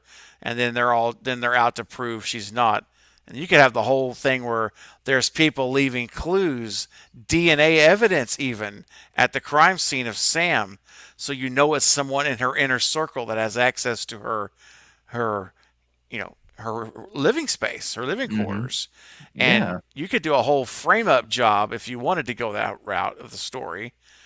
And then, who is it? But even if he didn't do all of that, Mark and Kate could have a really cool part if they can get Dempsey for an extended period of time. But even if you don't, though, I think Kirby, seeing her sign with that management company this week, really is coincidental. The timing is super sus. hmm yeah. Fill me in on that a little bit. I read something, but I have been super busy. Yeah, yeah. It's really not much to say other than I don't have the name of the company in front of me, but she signed with a management company to represent her this week. And so that means she's returning to acting. She hasn't acted since 2018. I believe is when she's her last gig. She stopped for mental health reasons in her life. And so she's back. So either she's back in something else, or it just so happens she gets representation right before Scream 6 begins to film on June the 6th. I'm just saying there's smoke there, man. Yeah, And there is. the timing of that is smoke everywhere. So Uh, I think she may actually, believe it or not, I think we're going to have Kirby. I think we are. you That think would Fingers be crossed. amazing. do you Yep. think that she's gonna have a main role, or do you think she's gonna be more of a cameo No, background? I think it's a main role, and I think it's going to be hinging on Nev Campbell, because if Nev does not come back, I think she steps in to that mentorship role as, like I mentioned earlier, like a college professor there if they're in college, or a Hmm. therapist counselor who's giving grief counseling, crisis counseling to Tara and Sam, some kind of a protective role that she's in their lives already, or as a professor. And imagine Kirby teaching film class at the university, and Mindy's in there, and you got this incredible dialogue. Oh man, like Just like amazing. similar to Scream 2, like the like Yes. them having that whole back and forth of sequels. What Hmm. if they have something similar to Yeah. that, but Kirby is the actual professor? Professor of it, dude. And then the murders start happening. Well, then she's going to step in because she's been there. She's gone through it, and so now, and it's happening on her turf. She's like, this is not going to happen on my college, or whatever, and we're going to figure this out. And then they get Gail involved, and here we go. The caper's on. So Sydney's not missed as much because you've got Kirby taking that role, where Sydney was in 5, more or less. Hmm. So that I could see really working well, man. And I think it would soften the blow of not having Dewey. I think we would still miss him. We're going to miss him. But having her step into that caring role and overseeing them and helping them, which is what Dewey did, right? He was the heart of the franchise. He helped people, like Gail said. That's what he did. Hmm. She could do that, man, and it could be a fun movie. I actually could look forward to something like that, Is she even gonna if have Sydney's the not same? there. Is she gonna have the same personality though? I mean, it won't be the same because you go through that. But here's the thing: people that go through this kind of trauma and overcome it tend to be some of the most driven people you'll ever meet in life. When you go and see people that have gone through life, basically their life on the line, these kind of violent things, they respond either by curling up and disappearing into themselves and being medicated the rest of their life, or these people they fight through it. It brings out their something in them that says, "No, I'm going to not let this be who I am. I'm not going to be defined by this tragedy. I'm going to rise above it." And those people, which is what Kirby, I could see being that person. She would be in a place now of being a protector, much like Sydney. Hmm. When you see Sydney's arc through the first four movies, she responded not in a way that she had her moments of grief and depression and post traumatic stress. We saw it in Scream 3, but she still fought through it all. Yeah. And Kirby had, not to minimize her what happened to her at all, but that was one horrific event versus Sydney having multiple occurrences through all these movies. But I do think, Destin, that Kirby won't be the same, but I think that she'll be stronger, and she'll be kind of that survivor fighter role that That'd Sydney be is. awesome. If they write that right, that would be great.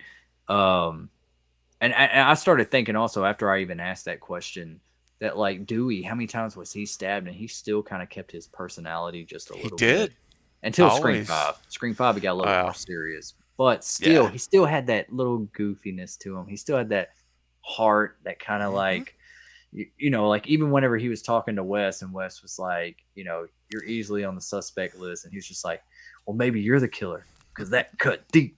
Like, like he still just had that charm, Yeah.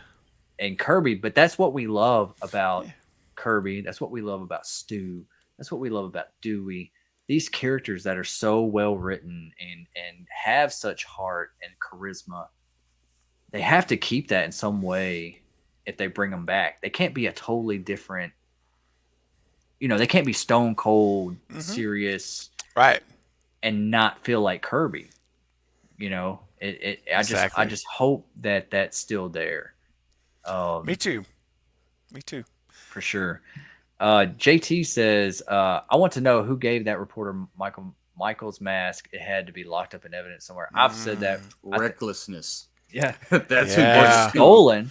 A stolen whatever. Yeah. Yeah. Or was there a bigger meaning behind it? Maybe somebody gave it to them to awaken Michael. Maybe it Mhm. was planned.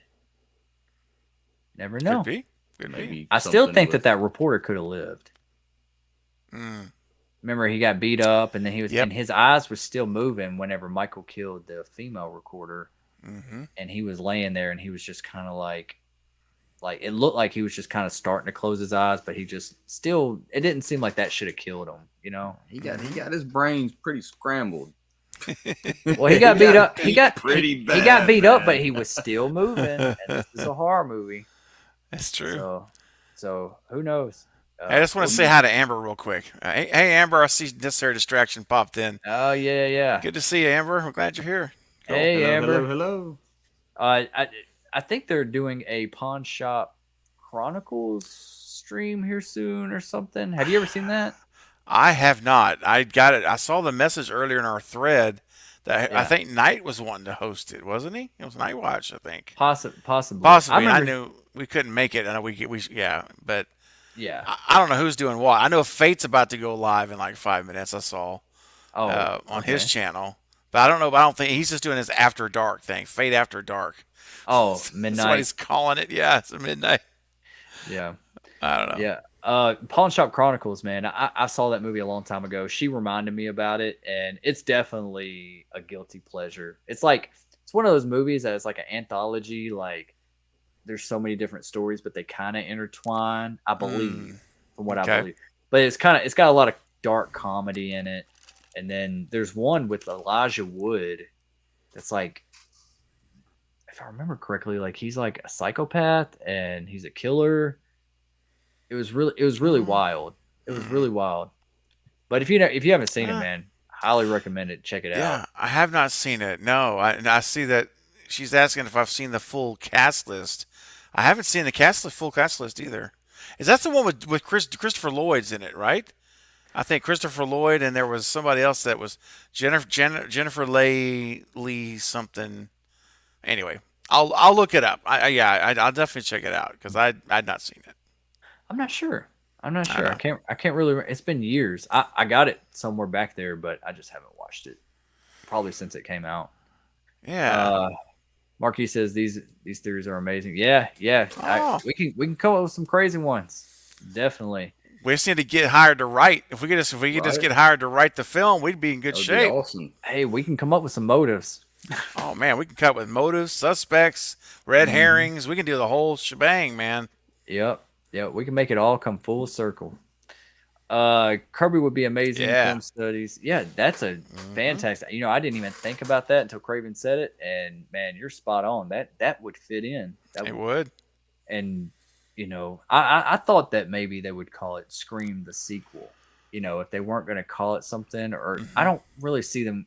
I hope they don't put 2 at it. Oh, They're talking gosh. about. There's rumors that it might be just called Scream 2. Is that the working title, or is that Right now, Is it's just the sequel, unnamed sequel, is what it's the working title as far as on like IMDb Pro and stuff.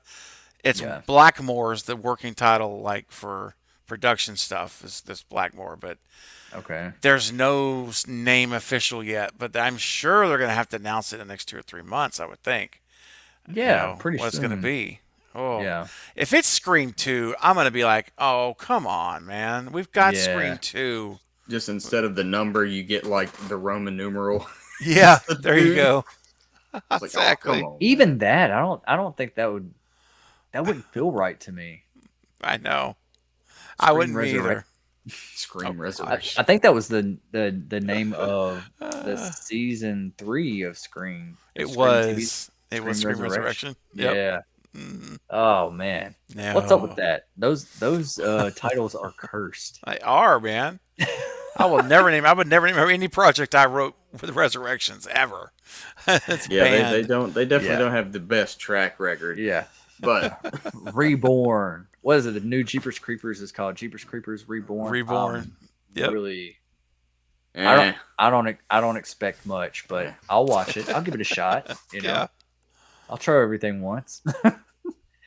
Marquis says, but I just hope Kirby returns. I just hope. Yeah. But my gut is telling me she is.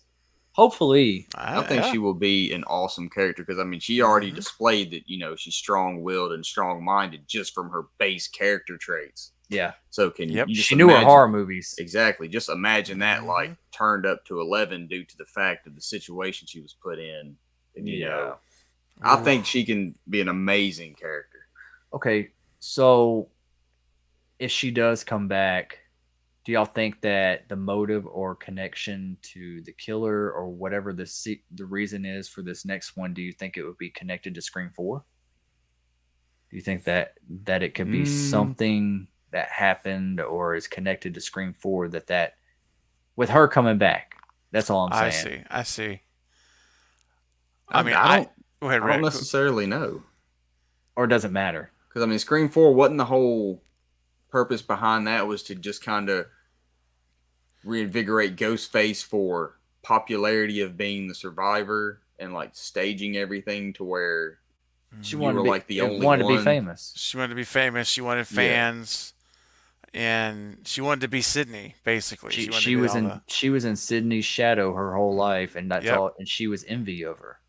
I don't think that it would be tied back to that because I mean it's like a single person's like selfishness to me. I don't know that that's just my thinking. I don't think it'd be tied to anything directly from 4, but rather her being there still. I wonder what Mhm. I wonder what they would have done with that whole story as far as Jill if they did go forward with Scream 4. Oh, I know, man. Like how would that play out? Hmm. Let's see here. Necessary says, "Am I the only one that thinks that in order to kill Michael, they have to destroy the mask?" I'm with you. Or go ahead. I was just gonna say it certainly seems like he is not the same person without it because the minute all he wanted to do when Karen held that mask up was get it back.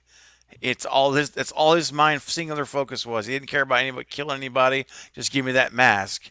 Mm-hmm. So and this brings me back to why is the mask so important? Is there some type of a Shamrock thing that's going on with this mask or not? I mean, I don't know. The radio tower. I mean, Lord, don't want to go down that road again. I just, it's like I can't help it. Here we are again, back at the intersection of radio tower and mask. Which Yeah. way do you go? I think there's something to that. I do. Yeah. I do too. Now, if the only way to destroy him is to destroy the mask, to kill Michael is destroy the mask. I don't know. I think you can still kill Michael without destroying the mask. But I think that mask has after to you be off kill him. Michael, throw the mask in the flames, destroy it somehow, get rid of it. Like that be like the last thing. Like they're sitting there, they're holding the mask. Michael is dead, decapitated, blown up, cut up, whatever. And then they're just standing there, and then they decide to just toss the mask in the flames, and you just see it just crumble and burn up. And boom, Halloween ends. So, do you think any of his power comes from the mask, or is it completely independent? Now, when we say power, this His is supernatural ability that yeah. can take on bullets and stand up and keep fighting. I think that's what's keeping him ticking. Yeah. I think that is what's keeping him coming back. I think for some reason it is. Wouldn't it be crazy? And I just thought about this. What if Michael's already dead? He's like the living man. undead. Yeah. That's why he We never got dies. Zombie Myers. We got Yeah. Zombie Myers. Zombie Myers. Not Rob Zombie Myers, but we got Oh, Zombie Lord, no. Myers. But no, like I really do think I think what I don't Interesting. want to say like Wolverine, he's healing and coming back. I'd rather Yeah. not see it to that extent, but I do think that is what's keeping him alive. He's mainly mortal. He's mortal, but that mask is keeping him surviving. It makes him. It gives him enough of a some type of a other than human, other than some kind of immortal, other than human power Mhm. that he doesn't possess without the mask. Is that what you're saying? Yeah. Yeah. Yeah, it's the mask that's supernatural, not Michael. Right. So then the question is, what is the source of supernatural of power for the mask? That's the question we have to thing. figure out. Is it a combination? Is it a combination of Silver Shamrock and I mean, you know what? We keep talking about Silver Shamrock and it might not even be it at all. It could be a completely different company. It could be a completely different cult. It could be They haven't delved into the actual like deep end supernatural stuff at all with that. So that Right. might be it's like kind of like how Halloween 6 is. How you've got, Thorn and all that stuff. Mm-hmm. So Yeah, maybe, they tried to. Yeah. Yeah. maybe they try to incorporate, I mean, not necessarily Thorn itself, but some sort of supernatural meaning. I don't know. It's Yeah. And that's the thing. I don't really want to know. It's like I like the mystery, the ambiguity of it. Like Yeah. not really knowing this because they did try to explain it. Rawhead in 6. Or would you rather me call you Rex? How about would you rather me call you Rex? Is that they did. better? Hey, whatever you feel comfortable with. Rawhead Nick. Rawhead No. Nick. Oh, Nick. Oh, I mean, whatever you want, man. They did. Hey, call me what you will, sir. It doesn't. All right. No worries. Okay, man. So, yeah. Wow, I just went blank. I We're talking totally about went blanked out. Halloween 6 and the Oh, yeah, thank the you. Thorn Yes. and the runes. That's right. Halloween 6. So they tried to explain Michael's power in 6 with the Thorn cult. Remember, he was controlled by Dr. Wynn and all the druids and all this stuff. And I'm like, okay, no. So don't do that again. I don't want to see that again. I don't want to, and any form of that. Like I don't want to see, Conrad from Silver Shamrock with a remote control at the tower saying, "Go, Michael." I just don't want any of that in this movie. So I hope we'll never know the answer to this mystery. Just however it ends, if the mask does play a role, just boom, they destroy it. Yeah. No explanation. Just there you go. I would buy that. I would Yeah. accept that a lot better than having a big explanation. Like, Yep. okay, this mask was. We don't have to go into like detail, like showing how the mask is produced and how it's made and how it got cursed and all this kind of stuff. Nothing like that. No. We just know that we hear something simple Mm-hmm. and we know it's from that, and they used to practice black magic, whatever. It doesn't have to be silver shamrock. It could just be something, and just how the town of Haddonfield's cursed, the mask is as well. Boom. Nothing else. That's it. Let's That's keep it. killing. Let's keep going on with Michael and Lori, and let's end this. Wow. And then you could leave it open that, okay, well, we could go that direction, or we could go to a TV series with that direction, or we could end it here. Yeah. You gotta leave it. You gotta leave just a taste. And I really think from what Nick Castle just said, what was it? Was it Steel City Con that he was at? I believe that's correct. Yeah. Yeah. I think so. And he said that he does believe that there's going to be more Halloweens after this. With Guys, I mean, think about this. Halloween 2018 does 230 million, I think it was. I may be off a little there. Over 200 million. Halloween Kills does 130 million, and that's with a simultaneous release on Peacock. That's still did a 130. If they had not had the home release, it probably would have done closer to 200. If this movie, and I said this, if this movie does 130 to 200 million, you cannot convince me in a million years that this thing's over. They are not going to walk away from that much money. Oh, that's too big of a bag. Yeah. It's too big. Yeah. And if they say, hey, Danny McBride, David Gordon Green, if you got to write something else, we got to come up with something else. Yeah. Like immediately. That's right. We got to do something. Even if it goes downhill, even if it goes downhill, they'll still cash in momentum. Yep. I agree. That's right. Mm-hmm. Now, are we gonna like that it's gonna keep going, or I don't know, man? Or we're gonna be right back in the same situation that we were with Halloween 5 and 6 and all that? Oh man, I hope. I don't know. That's the scary part. I mean, it depends who's running the show. Like if they brought in a James Wan, or dude, could you imagine? Like, I think James Wan's better for more things that are more visual than a Halloween movie, but he could do it. He could totally do it. Someone who's got their chops down knows what they're doing. It could be good, but I mean, you have the whole idea too. Do you do the anthology like Halloween 3, where you just every movie is completely self-contained with no real connection to the other movies, and like American Horror Story style? That's an option. And that's what I was saying. I would accept that more if it was a TV series, a Netflix series, a Paramount Plus. Probably Amazon, because isn't that who's got to deal with Blumhouse? Yeah, I think Blumhouse does a lot through Hulu actually. Yeah. If you did do like a Halloween series, blah blah blah blah, Season of the Witch, whatever, you could do something like that and still be in the same universe. Mention each other, mention Michael, mention Lori, Dr. Loomis, whatever. I'd buy that. I would watch that. But as far as the movies, people aren't going to the theaters to see that. It's already tough enough.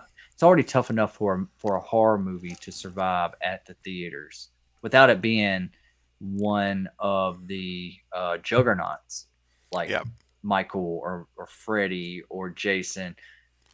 They're going. I mean, look at even Chucky. Like Chucky has resulted to a TV series because it might not get people in the seats at the theaters, but people are more prone to watch it at TV on streaming service or something.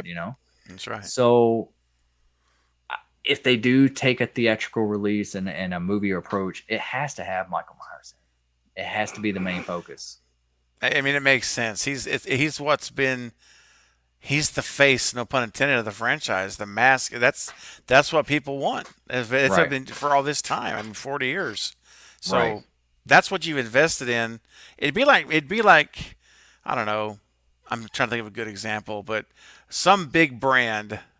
Just think of a big brand like McDonald's or something, or Burger King. I don't know, whatever. Something where everyone knows it, and all of a sudden they're going to just completely change all of their branding, all of their name, everything, and do something else. even though they've made their entire fortune on this, and Yeah. they're just going to stop it and say, "Well, come watch this or come eat this." Well, what is that? I No want way. my, I want, yeah, I want what was, Yeah. I want what used to be. Don't change the ingredients. Don't Don't change change it. the menu on me. If it ain't No, broke, don't Yeah. fix it, Yeah. man. I want a exactly. Big Mac. Right. I don't want a Wendy's chicken sandwich No. or something, Yeah. Trying to Yeah. serve a tofu burger, and you're like, "Where's the Big Mac sauce?" I mean, this ain't it, Yeah. man. Yeah. I just don't think, theatrical run films and stuff like that, it's not a playground for you to take risks, really. Would we Yeah. want that? Some of us would love to see different things and take risks and stuff. But if you're thinking from a business standpoint, That's what I'm talking about, man. I just don't see it too often. No. Because Mustafa was pretty strict as far as, I mean, he even had it down to where if the Shape's actor didn't walk us, if he didn't like the way they walked, he wouldn't let them play Michael Myers. So I mean, it's like one of the, especially with something like your Michael Myers, your Jason Voorhees, you kind of have to keep that constant untouched, because that is essentially what people are coming to see. Yeah. I mean, you can put faces on countless amounts of people to get killed, but at the end of the day, it's always going to be the figurehead, and you don't want to mess with that. Yeah. Yeah. It's true. I mean, because think about it. If they did do something like that, like just say, for instance, Jason, everyone knows the hockey mask. Yeah. If they did a remake of Jason, or if they did a reboot of Jason right now, and they kind of did what they did in the very first Friday the 13th, it would not be well received today. Because we're not here to see Mrs. Voorhees. We're here to see Jason Voorhees. Yep. Exactly, man. And that would be like, say they do bring back Jason. Make the Mrs. Voorhees storyline and the backstory of Jason drowning at the lake and all that. Make that a TV series. Make the prequel a TV series in a way, like the downfall of it leading up to the events of the movies. Yeah, it's just the way I look at it, if you're going to do a theatrical run. Absolutely. I think that what'll happen is 2, 3 years down the road, they're going to revive Michael. He'll be back young again. He won't be in his 60s now, trying to keep this old timeline. It's going to be brand new, and it's 21 years old, fresh or whatever, to fresh, young, and new families, new people, maybe a new place. It doesn't even have to be Haddonfield. It could be a whole new thing. Yeah. And we just start over. Yeah. I would like to just see it like I would take it if just the movie opens up and we're trying to get away from the Laurie Strode story here. I would take it like there's a legend that there was a boogeyman at Smith Grove Sanitarium. And it's like a babysitter telling some kids this spooky ghost story. Nice. And then tomorrow is actually Halloween night. And then Michael Myers returns. Like that's all you need. And they can mention that the story, like the legend says that Laurie Strode, blah, blah, blah, blah, whatever. And let's just go in a different direction. Exactly, man. That's it. Just show respect to the previous thing, but that ain't got to be the story no more. Let's just keep going. Let's just make 100%. it a spooky legend boogeyman story. Just a kick tail. Imagine, I know this will probably never happen in a million years, but imagine if John Carpenter could be convinced to step into the director's role to reboot the franchise. Oh my gosh. Sign me up. Yeah. Sign me up. My gosh, it could be incredible. And I think it would be a cool, really. I always thought whenever I was younger, I was like, it'd be really cool if Wes Craven directed a Halloween movie and John Carpenter did a Nightmare on Elm Street type of film or Scream film. I was like, I just would like to see the difference in styles. They would definitely be different, but they would be. I think they'd be amazing.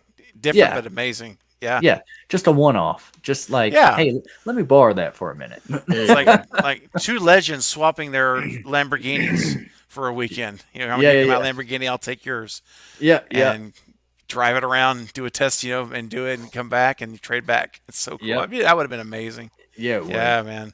Yeah, that'd been super cool. Probably gonna go just a little bit longer. We've been going over for like a little bit of 2 hours. I don't know how late you're staying up tonight, Craven. Man, I can probably go another 5-10 minutes, and that's probably about it for me for tonight. Yeah. Yeah, us too. We got to get up early and we got to hit Yeah. the road. Yeah, you do. But you guys pumped or what? What's up? Absolutely, man. Yeah, we're packed. We're ready to go. I All think. right. Hit the road. Yeah. Yeah. What's your drive time? Uh, Like how many hours? it's like 7 hours. Oh, that's not terrible. Nah, That's not bad. No, we're probably gonna try. We're gonna make it there by dark. I'm not gonna leave like super early. Probably around 9 o'clock in the morning. Okay. And we'll get there when we get there. So Get there 5-6 o'clock, something like that. Yeah. Yep. Depending how much, depending how much you have to stop. Yeah, you got to stop, eat lunch, all that Yep. kind of stuff. So I don't know if you've ever been to Buc-ee's. He's never been to Buc-ee's. Oh, dude, I got a Buc-ee's that's right down this like 10 miles from my house. Not even that. I got funny thing. I've got one that's literally 4 miles from my house this way. Well, that way. And then I got one over here. It's about 8 miles. Wow. And the one over here is huge. It's it's the biggest Buc-ee's I've ever seen.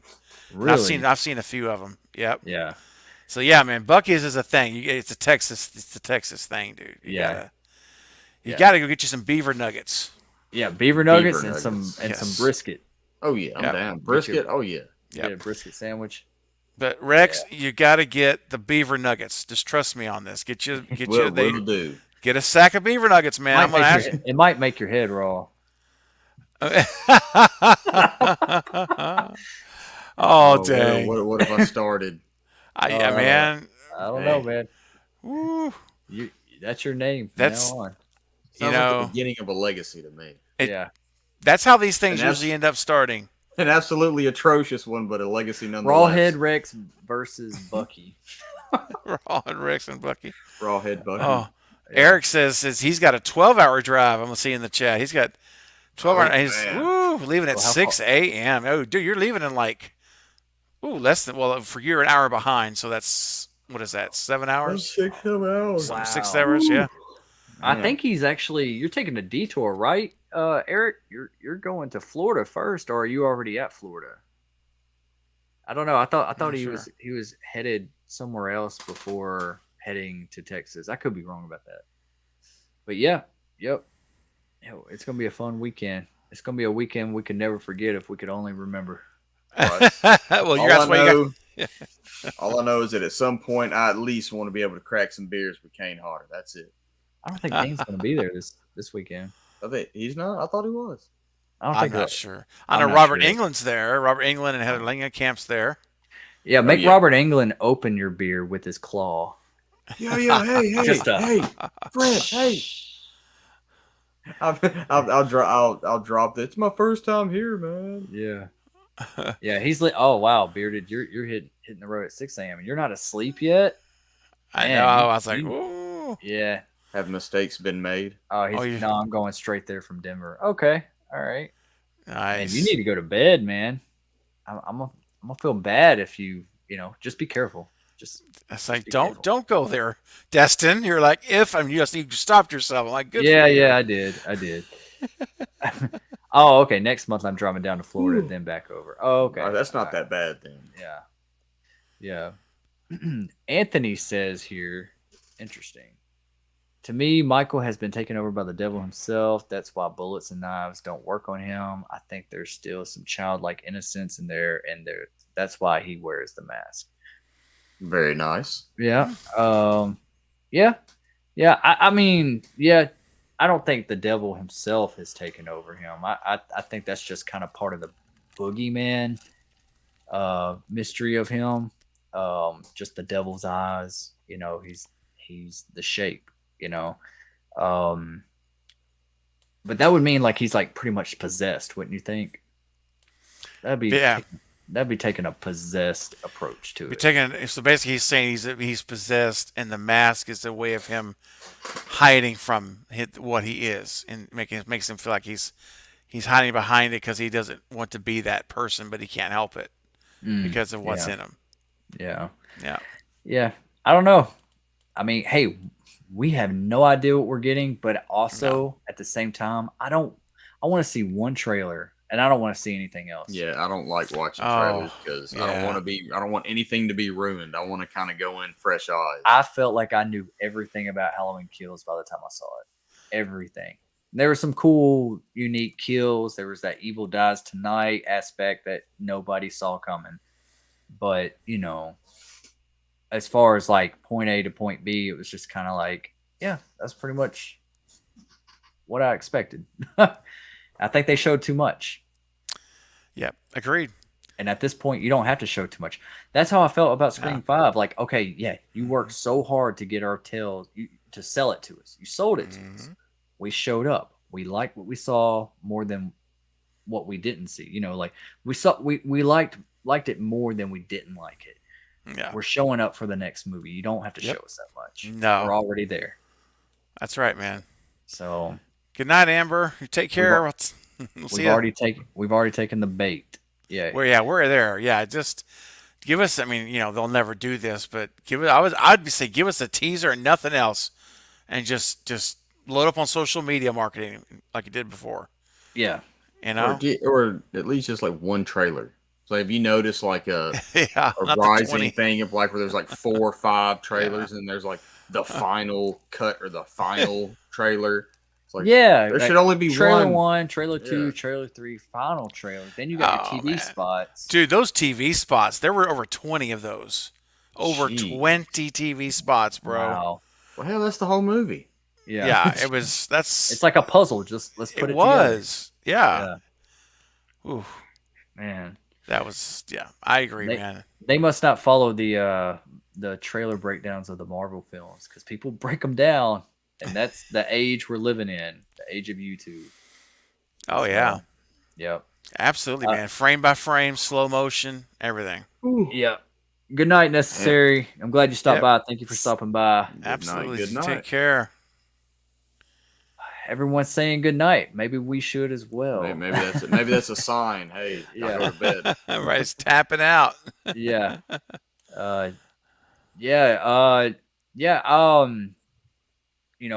roads lead to Woodsboro, but if you had to say, Craven, and we'll kind of end here, because we kind of got to hit the bed too, and man, get some rest. Since I'm the one driving. Oh yeah, man.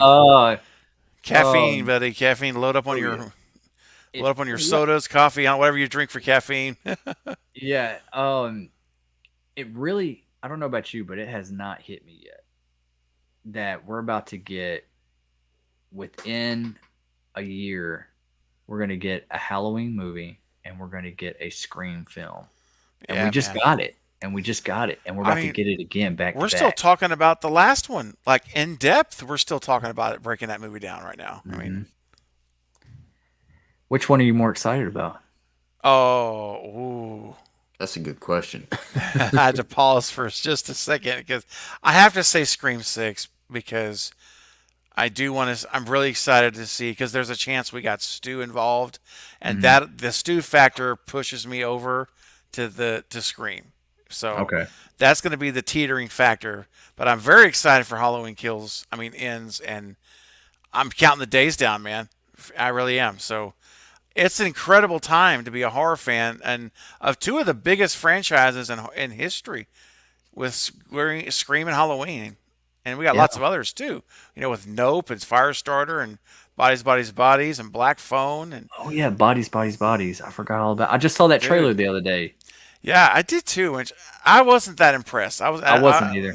It was it was a meh. I'm like, nothing grabs me. And what made it worse is they say that this is A24's take on Scream. And I'm like, you're setting yourself up so bad because if you don't, the expectations now for that movie for me have gone way up if they had not said that. If they just said it's a whodunit, I'm like, oh, okay, great. Right. There's a difference between just a whodunit and a Scream movie. Like those, that's a bold statement. It's bold. And I didn't see anything that kind of reminded me of Scream except for them being in one location and you probably just don't know who the killer is. But exactly. And I didn't see any film references. No. It seemed like it was leaning too much comedy. Like, I think they focused way too much on what's the comedian's name? Yeah, it's Chris Perkins. No, the guy that's with Kim Kardashian now. Oh man. Oh, I know who you're talking about. I can't think of his name. I'm looking it up. Pete Davidson. Yeah. Pete Davidson. That's the word I was trying to say. They focused on him way too much, and I'm like, Yes. either he's going to die really quick, or they're Or just he's the killer. Right. Exactly. I know. Because that last shot, him looking down, and it's like he's looking at probably a dead body or something. Like, it makes you think, like, is he just loony? Is he just crazy and just killing people? You know? I know. So yeah, I was gonna do a trailer breakdown. I don't think I'm even gonna do it. yeah, It didn't impress me. I'm like, I'm not gonna spend the time to do that and make a video about that. I'm just gonna talk about something I enjoy more than that. yeah, Yeah. yeah. Me too. Me too. I'll still watch it. But yeah. I'll watch it, and I'm hoping for the best, but I'm Yeah. not. When does it come out? When is that release date? Do you know? I think it's August, if I'm not mistaken. Oh, we still got a minute. Okay. I'm pretty sure. I'm pulling it up to make sure. That's a type of movie that you shouldn't have dropped any information about it until probably the month of, Let me see. I could be or a wrong. month before. No, I was right. August the 5th, man. Wow. Yeah. That's a good month for horror. Mhm. So they must have something up their sleeve. And it's A24, which has a decent reputation. Yeah. So I'm gonna be. I mean, X was just fun. I just watched X this week. Yeah, for we the watched it first together, time. remember? Oh, duh, of course, dude. That's what happens when you watch a movie at 3, 4 in the morning. It's like your memory's gone. But now that was a slasher movie that met expectations right there, That was big good. time. Yeah. So we'll see. Yeah. But I hope. Yeah. Pete Davidson. Yeah, he said Pete Davidson. That's Eric, it. go to bed. You got to go to sleep, brother. Oh, wait a minute. Is he Pacific? No. He's an hour behind. It's 11:30 for him. So he says he's Gotcha. going to bed at midnight. So he's got Okay.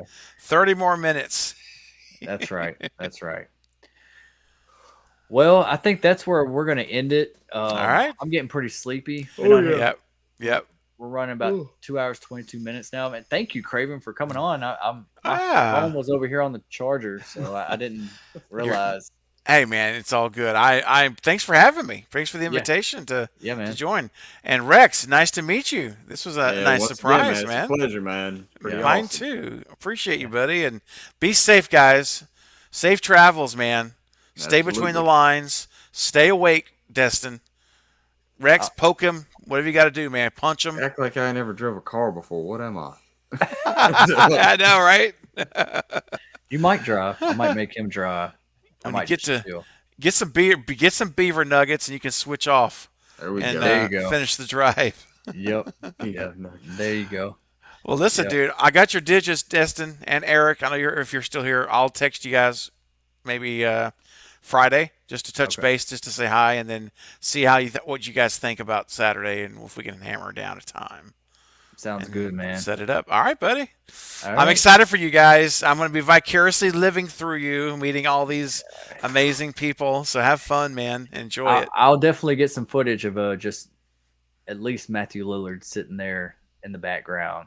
Something. Yes, something. Yes. Yeah, I'll try not to be too creepy about it. Oh, you'll do well. I'm not worried. All right. All right, Steven. All right, man. Good night. I'll head out. Man. Appreciate Good you night, guys. brother. Good night. See ya. Later, man. See you later. All right. All right, everybody. Y'all have a good night. Thank you for coming and joining us tonight. Just kind of a kickback. Wanted to go over Halloween ends, and it always leads back to Woodsboro with Scream. So yeah, everyone have a good night. I'll touch base with y'all this weekend, and take care. Night night. You say night night. We're gonna go night night.